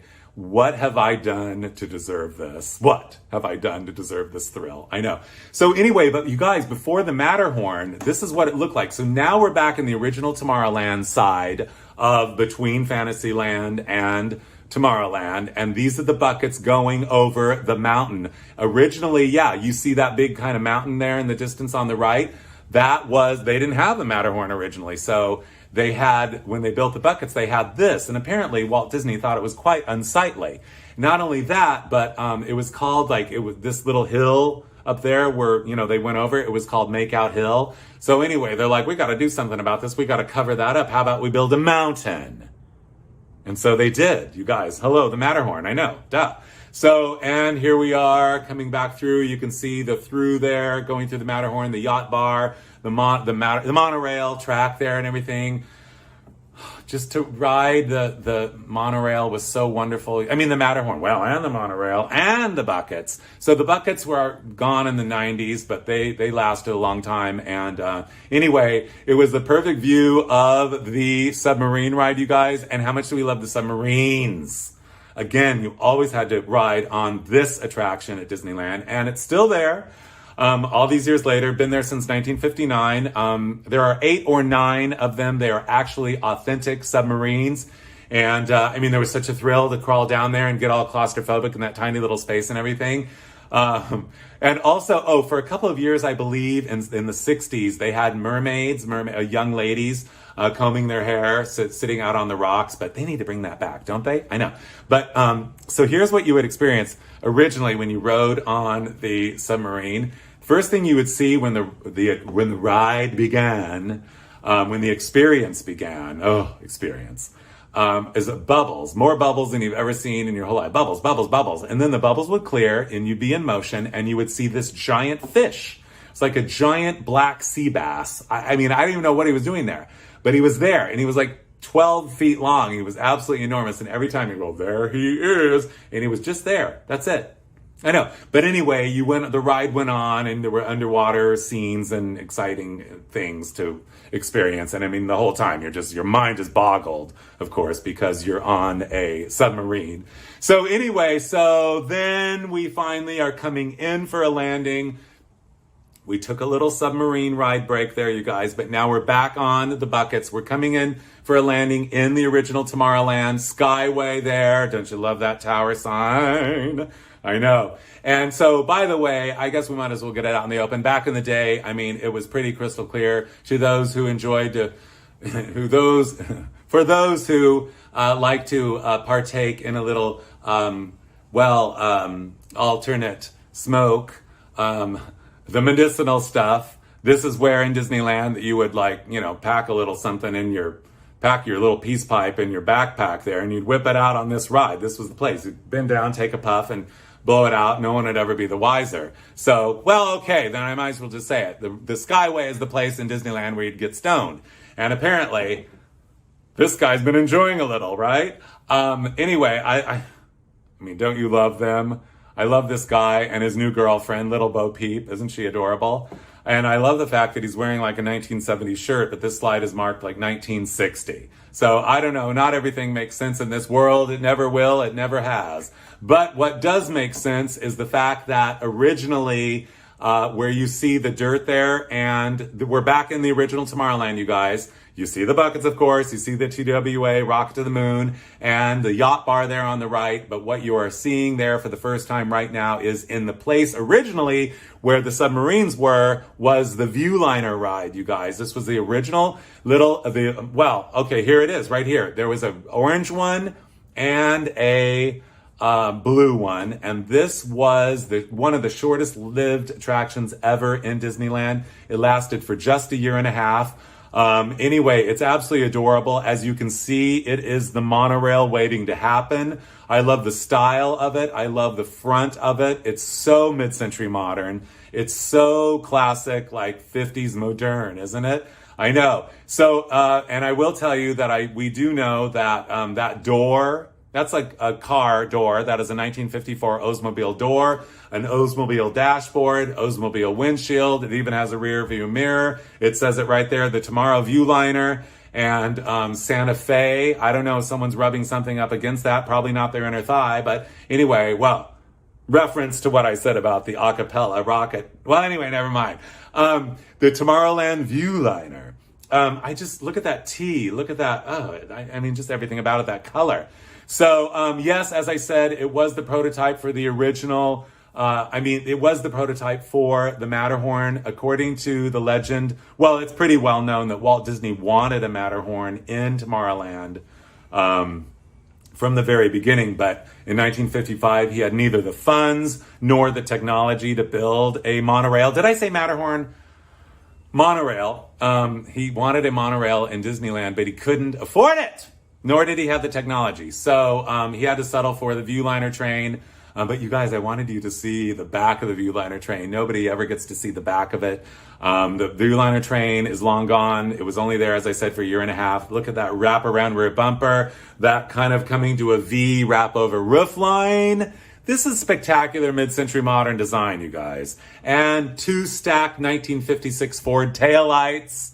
Yeah, Ford people, take a note on this. But anyway, so he finally found the technology in 1958 in Germany, Walt Disney did, and he brought the technology back to Walt Disney Studios and to Bob Gurr and said, design me a transportation system for the future. Design me the most spectacular monorail ever of all time that will ever be and that ever has been. And this is it right here. Ladies and gentlemen, this is the original Disneyland monorail. Actually, this might be, well, they had several phases of it. I think this is the second version because it has 4 cars on it instead of 3. But anyway, Disneyland Allweg monorail. Allweg was the system in Germany that they used to, but I will tell you, according to the legend, the first official passenger was to be then Vice President Richard Nixon, and he showed up to Disneyland to ride on it. There was this big crowd of people. And so he got on the monorail with Walt Disney, and he had no idea that, they had test run the monorail several times, and it kept catching on fire. And so finally the time came for the dedication and for Vice President Richard Nixon to be riding on it. So he got on it, they went around the track, and it went all the way around, and Walt Disney was like, phew. It was the first time it went around the track without catching on fire. By the way, don't you love the divine design of this? Let us not take it for granted. This is a masterpiece of the absolute highest order. Where do we begin? I know. And don't you love that like upside down Cadillac fin on it, that 59 Cadillac fin? So yes, the monorail came in the year of 1959. Look at the taillight on it, you guys. And that taillight is ready for its close-up. Here is the overhead view coming over in the buckets. You got to get this view of the monorail if you were there at the right time. Look at those pointy fins. Look at that pointy taillight. And look at that yellow color. So they came blue, yellow, and, well, you'll see in a second.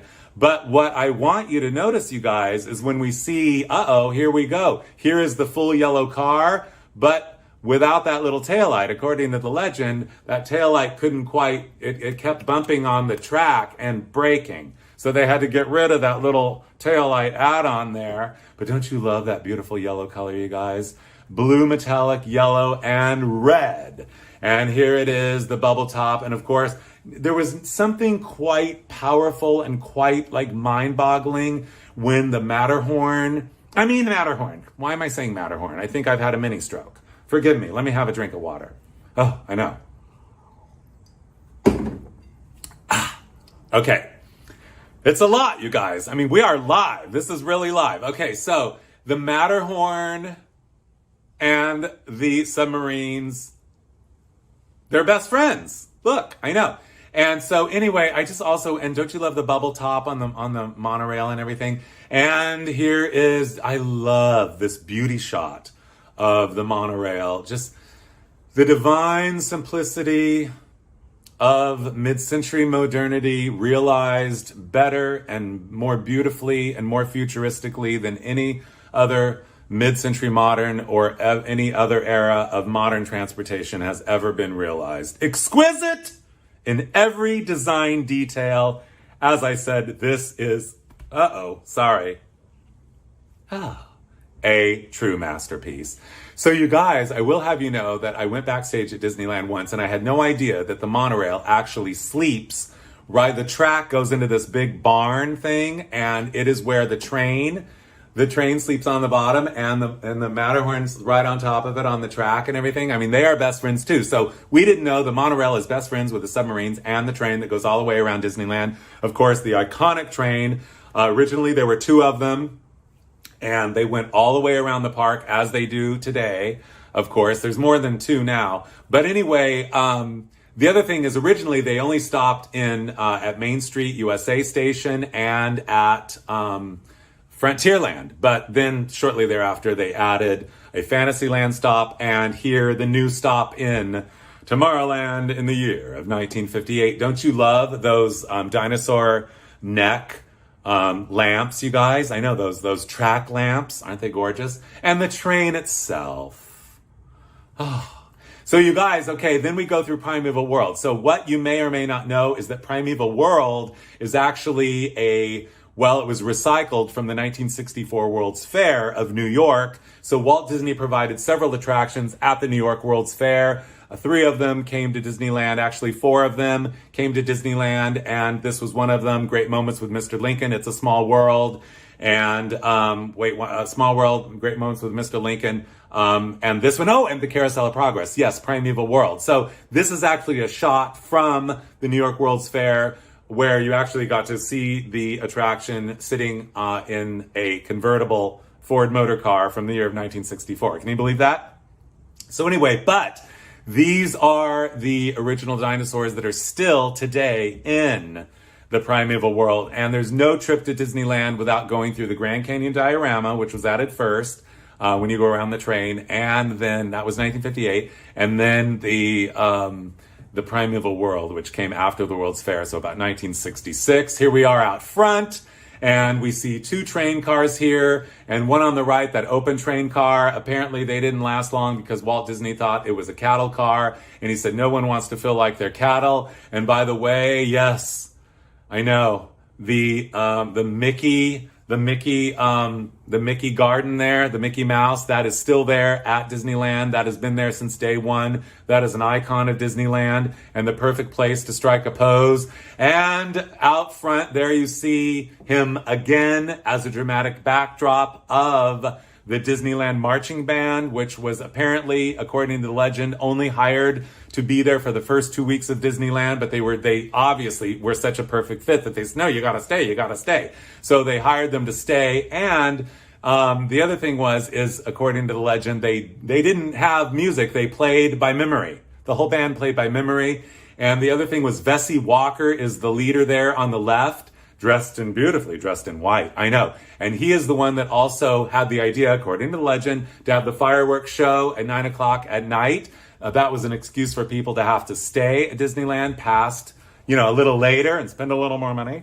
Anyway, and by the way, don't you love those beautiful uniforms they're wearing? And here we are also out front. We've come out front. And the ticket booth, it costs $3.50 to get in. It looks like for adults, $3 for juniors, and what is it, $2.50 for children. That's for the Big Ten ticket book. I know. Although, you guys, I'll tell you, the thing is, yeah, we know it's a zillion more dollars to get into Disneyland now, but we might as well get it out in the open. It is the best value in entertainment, period, bar none, ever of all time. So you guys, okay, we are going on and on and on here. I better get to it, but don't you love this shot? This moody shot of Disneyland, the train station there from the parking lot. The train is there. It's just rain, those people standing there. It's such a thrill for me to collect other people's vintage Kodachrome slides. As I've been collecting for 30 years, I will tell you that my favorite images to find are images of early Disneyland. Absolutely. I think I said it at the beginning of the show, and I'll say it again. And I know. So the train, and then later came the monorail track. Here we are in the parking lot. As you pulled into Disneyland, you would see the monorail go by. Look at that. You can just see it speeding by on its track. On its way, I know. Let me give you a moment to just absorb the grandeur, the glory, and the space age spectacularness of it. Isn't it beautiful? I know. Okay, we're going here. We're going to the Disneyland Hotel, which was also open in October of 1955. The monorail, of course, an addition in 1959 to the Disneyland Hotel. Don't you love that Disneyland Hotel signage there? I love when a D and an H can be a font and also look like a musical instrument that you could play. I know. Also, you guys, I want you to notice that we're going to see a little bit of the Disneyland Hotel. It is what I call Erector Set Modern. Here is a close-up of these I-beams with the 1, 2, 3, 4, 5, 6 six-sided cutout. These I-beams, this is Erector Set Modern in all of its glory. Okay, no parking. This space is reserved for Hotel Tram. No problem. Here is the tram right here. Again, this is all amateur photography, you guys. So if some of these images look a little cattywampus like this one, it's a little bright, but I just had to show it to you because I wanted you to see the beautiful fender skirts on those yellow fender skirts on the tram and the striped top and the Disneyland Hotel sign in the distance there. The round oval sign on the right there is a Western Airlines sign. And of course, you see the monorail coming around, about to enter the Disneyland Hotel. So anyway, you guys, and you can see a little bit of the Rector Set Modern here. This is the best view that I have of it. This is the Disneyland Hotel Restaurants by Gourmet. I don't even know who Gourmet Restaurants are, but I do know that, you guys, I mean, I have studied a lot of mid-century modern architecture, but, you know, there is something exquisite about the divine simplicity of the skeletal kind of front matter on this very simple building that, and together with the landscaping, that really makes it futuristic. This is absolutely brilliant design. These I-beams, I tell you that I call it a Rector Set Modern. Also, for us, the privilege to have a car show in the parking lot right now. The gold car on the left is a 58 Chevrolet. The blue and white station wagon is a 1957 Ford Country sedan. And we have a red, a burgundy, metallic, 55 and white, 55 Bel Air two-door hardtop. And of course, the most modern luxury car of 1956. Say hello to a Premier Coupe by Lincoln, beautifully finished in pink and white. I know. So here we are, you guys. If you don't want to eat at the Disneyland Hotel, you can go over there, just ride the monorail over and have a cocktail. And this lady, I think, did when she gets back into Disneyland. Well, things are going to be a little bit blurry, a little overwhelming, but what are you going to do? How about this would be the perfect time to go on this? Yes, the small world. It's a world of laughter, a world of tears. It's a world of hope and a world of fears. There's so much that we share that it's time we're aware. We are here. We have arrived, you guys. I mean, there's not enough time in the world. There's not enough mind-brain width to be able to comprehend the level of genius that is the original facade of It's a Small World. Again, it was actually created for the New York World's Fair of 64 and 65. When the fair was over, it was recycled and brought to Disneyland in all of its gleaming glory. I don't believe that all of this facade was created for Disneyland, but thank you, Bank of America, for sponsoring this. And then it's always time for It's a Small World. And you know what? I guess we might as well get it out in the open. Well, I'll tell you that in a minute, but the glockenspiel there, you guys, it's the best clock created in the 20th century ever.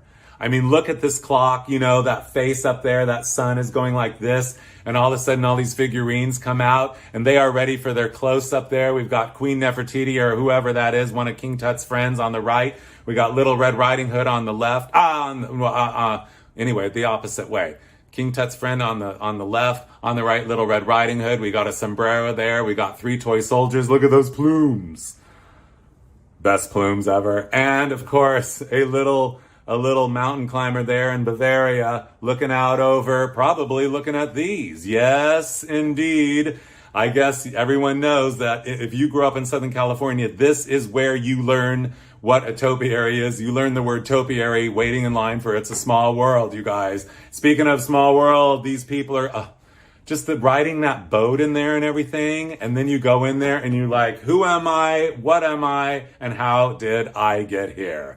It's all a little bit overwhelming because at the end of the day, you realize, or even if you don't, it's like the world's greatest arts and crafts project gone mad. Wait, I have to have a drink.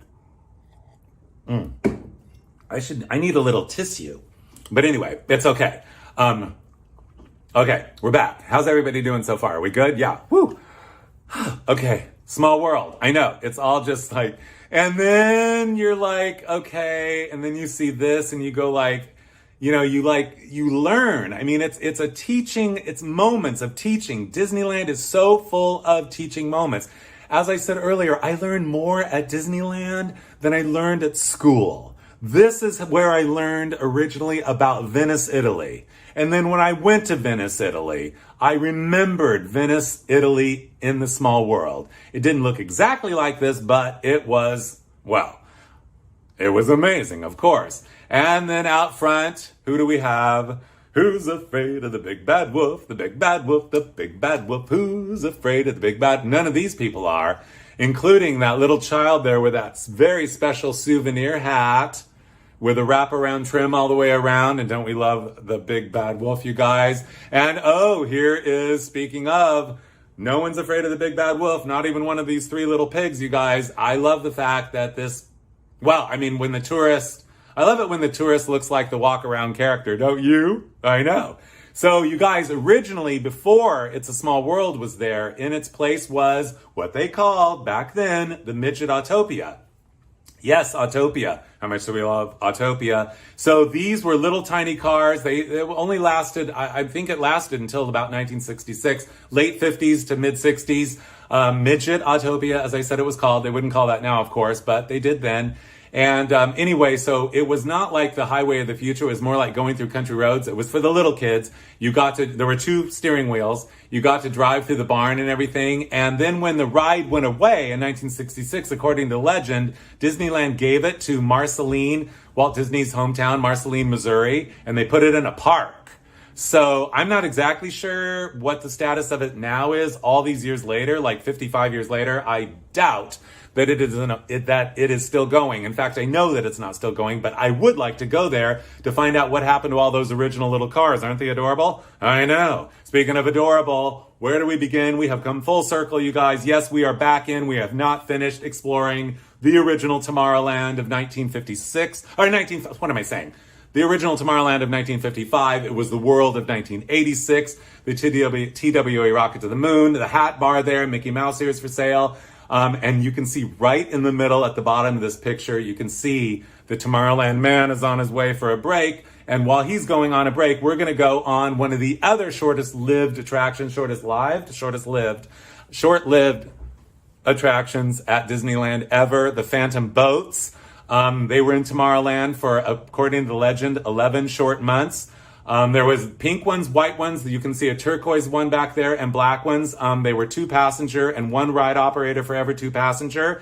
So between doing the math of how that was very inefficient, not cost effective, and also the fact that, there was a little lawnmower engine in them, and they kept the little lawnmower engines couldn't quite hack that long work day, and they kept blowing up or whatever. So finally they're like, let's just get rid of them. Okay, here we are. One of the great attractions of all time of Disneyland. This is the Freeway of the Future, you guys. Actually, there was nothing futuristic about it, but we loved it anyway. It endures there to this day, not exactly looking like this. In fact, it doesn't look anything like this now. It is Autopia. And how much do we love the name Autopia? According to the legend, they couldn't figure out originally what to call it. And Walt Disney walked into the meeting and said, what do you mean, what are we going to call it? It's Autopia. And Autopia it was. Look at the divine divinity of this. It looks like a toy. It was like a giant toy that came to life. And this is where I will tell you, I know, don't you love that underpass, that overpass? Where do we begin? Such a thrill to ride in. I do remember as a child, not being tall enough. There was a little sign out front and you had to be a certain height to be able to ride on it. I can remember not being tall enough yet. Next trip to Disneyland, still not tall enough, finally tall enough. And I got to drive. And by the way, I mean, for those of us who grew up in Southern California going to Disneyland, this is where you learn to drive a car. Yes, because you actually did drive the car. And here is one of the cars now. Yes, they were little kind of European delicate fiberglass bodied sports cars, European sports car wannabes. And I love the ducktail guy there with the collar turned up, smoking a cigarette there with a white jacket on the right, Mr. Hawaiian Shirts looking over. I don't know, he's probably thinking, I'm going to bump into him. But you weren't supposed to bump into people. They originally weren't intended to bump in. To be bumper cars. Here is, so yeah, I know. Now this car is ready for its close-up. Aren't they adorable? I wonder, do any of these cars still exist? I don't know. But anyway, so Walt Disney, according to the legend, better calm down. Everything's fine. According to the legend, originally they had no idea. The Imagineers nor Disney had any idea that people were going to want to treat these as bumper cars. So finally, a couple of weeks after the park opened, the entire fleet of these cars was either destroyed or damaged. So they decided they had to put bumpers on them. So you can see full bumper here. And then they changed the cars several times over the years, of course. And this is I believe these came in 1958. I love that it says Disneyland across the front. Those are 1950, those two bumper ends right there are the headlights, are bumper ends off of a 1957 Buick. So apparently Walt Disney Studios called up Buick in Lansing, Michigan and said, we need a whole bunch of your bumper end tips. So we're going to use them as headlights. And then more than anything, I love these 1932 people driving this car. I love when people go to Disneyland dressed up like it's 1932. Anyway, and funnier thing though, or oddly, is the lady on the right looks just like a very dear friend of mine named Glenn. But anyway, we're not talking about that right now. We are talking about the fact that Walt Disney said if they want bumper cars in Tomorrowland, we'll give them bumper cars, flying saucer bumper cars, and here they are. Now, yeah, apparently Grandpa really wants to do some bumping.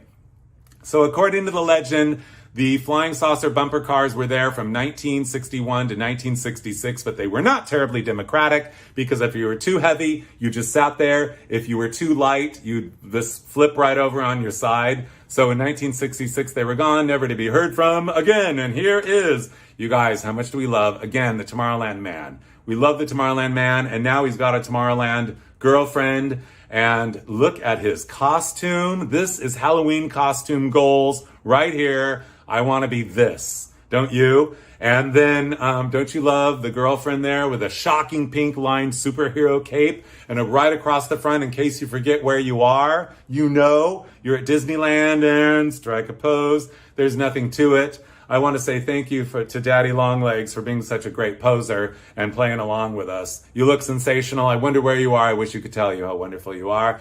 And this is actually the Tomorrowland Man. It's all about the future in Tomorrowland. And this is the House of the Future. And yes, these finally together, we see the three pigs. I think we've seen three of them, but we've never seen them together. But here they are walking in front of, what have we done to deserve the glory of seeing the three pigs walk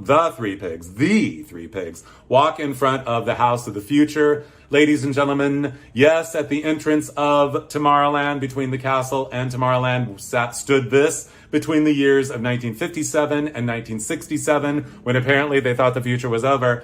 Anyway, so yes, the House of the Future was a walkthrough exhibit that showed us how we were going to live in the future. But you know what's ironic about this giant marshmallow wheel of cheese with two giant TV screen cutout windows is that it actually still looks futuristic.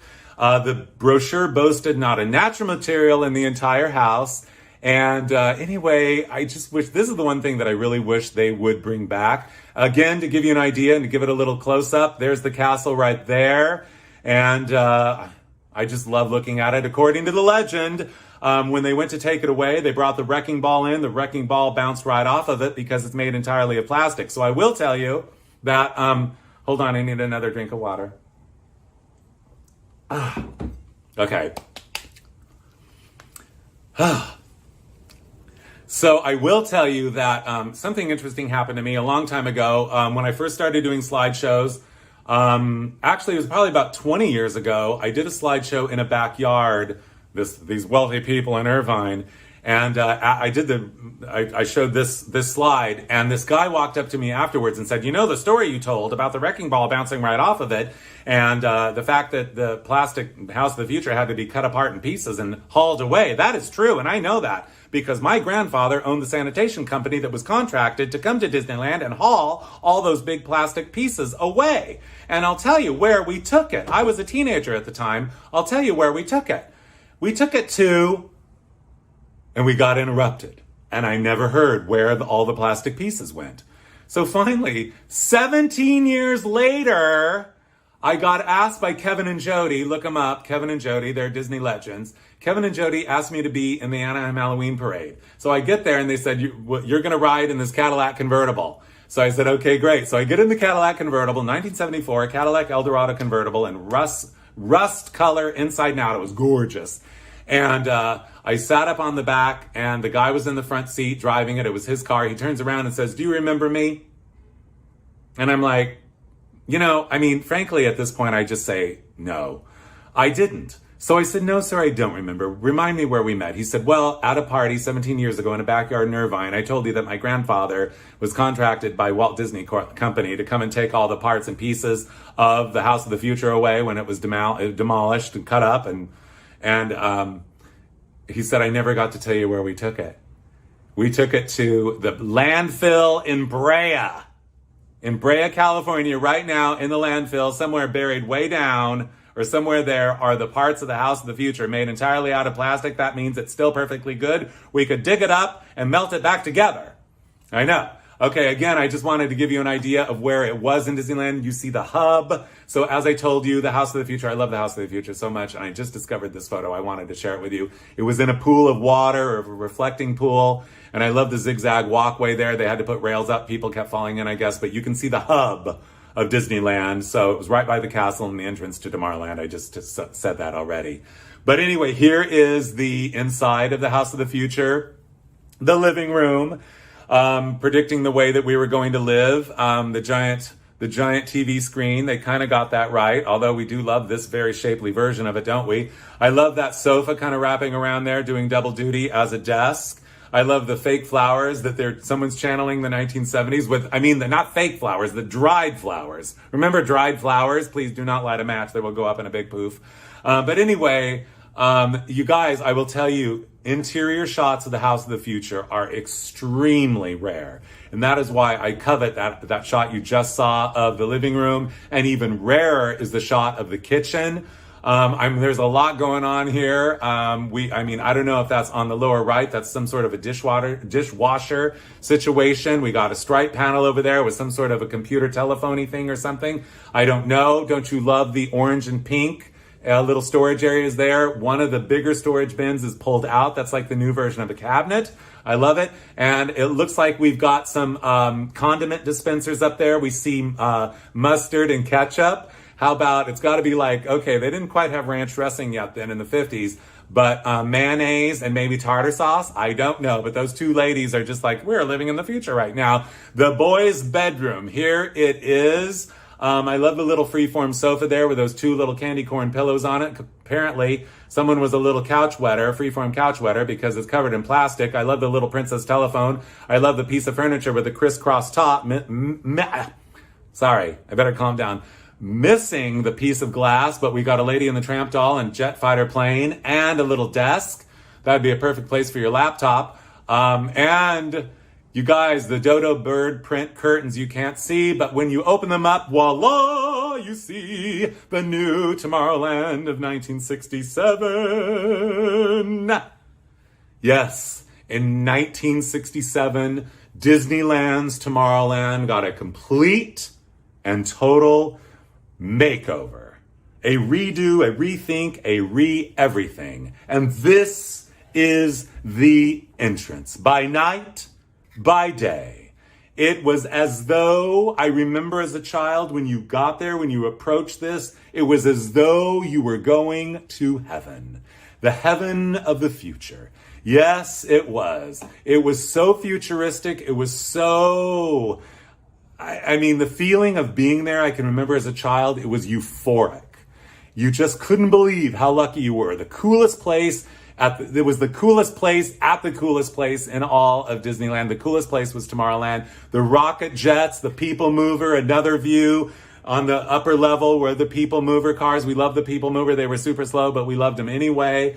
And this was the way we were all supposed to get around in the future, I guess. That and the monorail. Here's another view of, this is where they had music, what you see there, that kind of spiky thing. That was a stage that came up, like an elevator stage that came up, and they'd have some like mod go-go band playing music, and you'd just be like enveloped in it all and just enraptured by the futurism of it all, and the amazing art direction of it all, and the feeling of it all, and everything of it all, and the landscaping, the very minimalist landscaping of it all. And then you'd like ride You take the flight to the moon. The flight to the moon, you guys. So by the way, I mean, recently my mother said to me, do you remember where we were when we saw man land on the moon in 1969? When man first landed on the moon in 1969, she said, do you remember where we were? And I said, no, I don't. Where were we? She said, how could you forget? We were at Disneyland and we watched man land on the moon on giant screens a giant screen in Tomorrowland.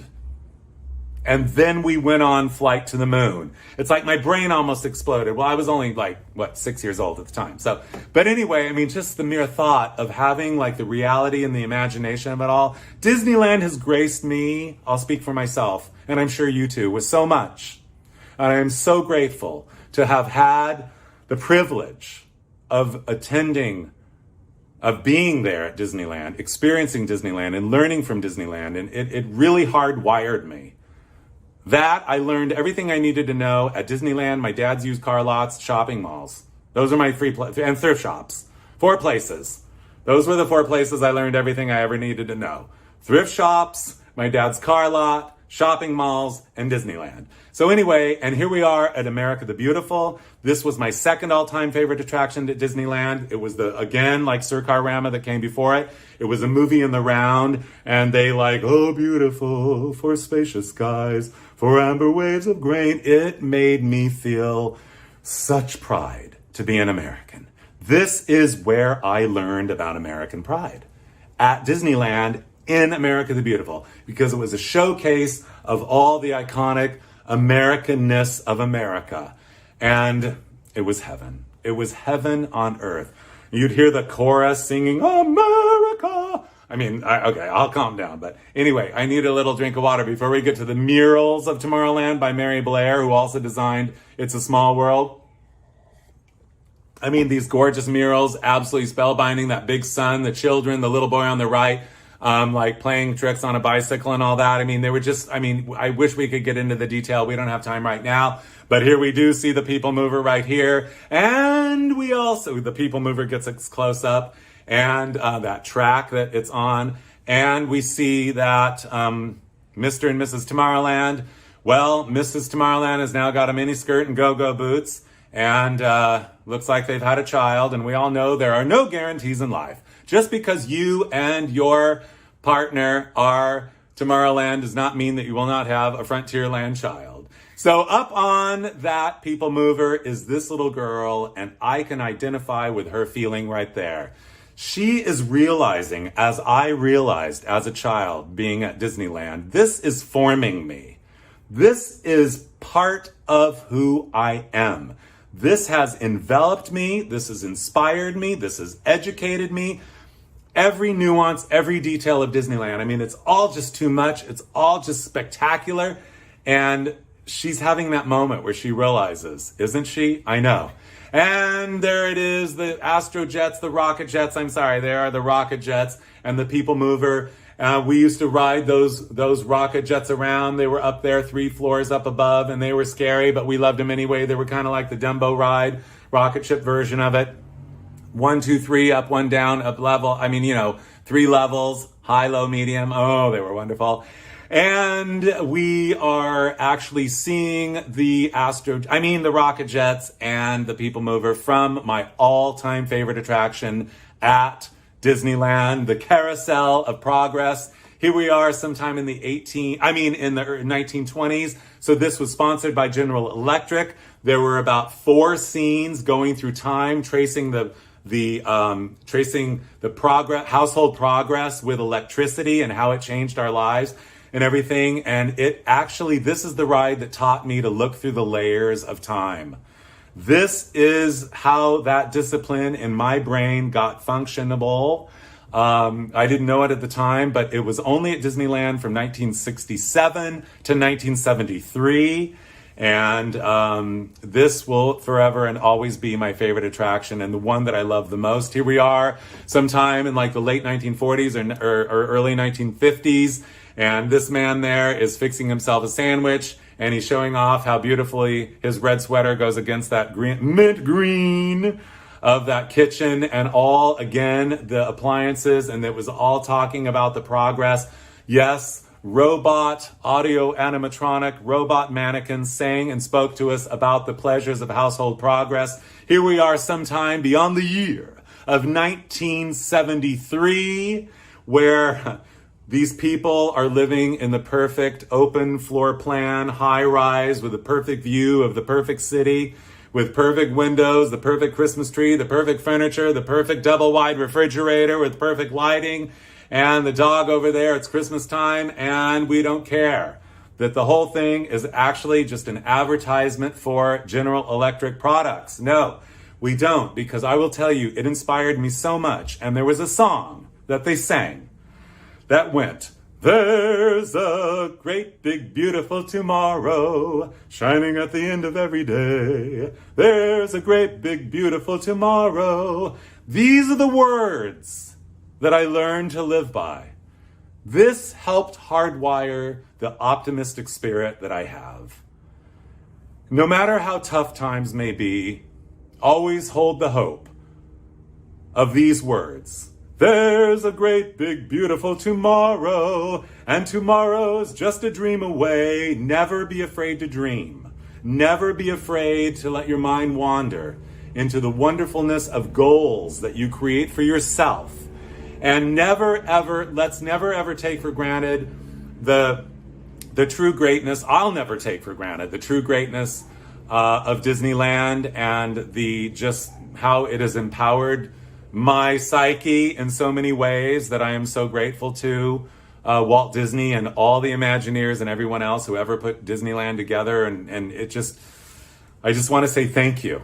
I want to say thank you. And I also want to say thank you for you all here joining me. And also I want to say that, I never, as a child, I never took the opportunity to meet the characters. I showed you in the beginning the picture of me meeting Minnie a few years ago. And then I finally got invited to host a little party at Disneyland. And so I showed up to host the party, and I heard they said, Mickey's coming to this party, Mickey's coming to the party. And Mickey showed up, and we were both dressed alike. What was I going to say to Mickey? Like, my, what good taste you have. I know. Anyway, Mickey, Minnie, Walt Disney, and everyone else, behold the glory. Let's all behold the glory and be grateful for the legend, the lore, the landmark, forever and always, the exquisite divine perfection that is the gold standard and granddaddy of all theme parks, forever and always. Disneyland, to you all. Thank you all for joining me. There's a great big beautiful tomorrow, and tomorrow's just a dream away. Man has a dream, and that's the start. Anyway, you guys, I gotta go now. Thank you again for joining me. I so appreciate you being here with me tonight. Good night.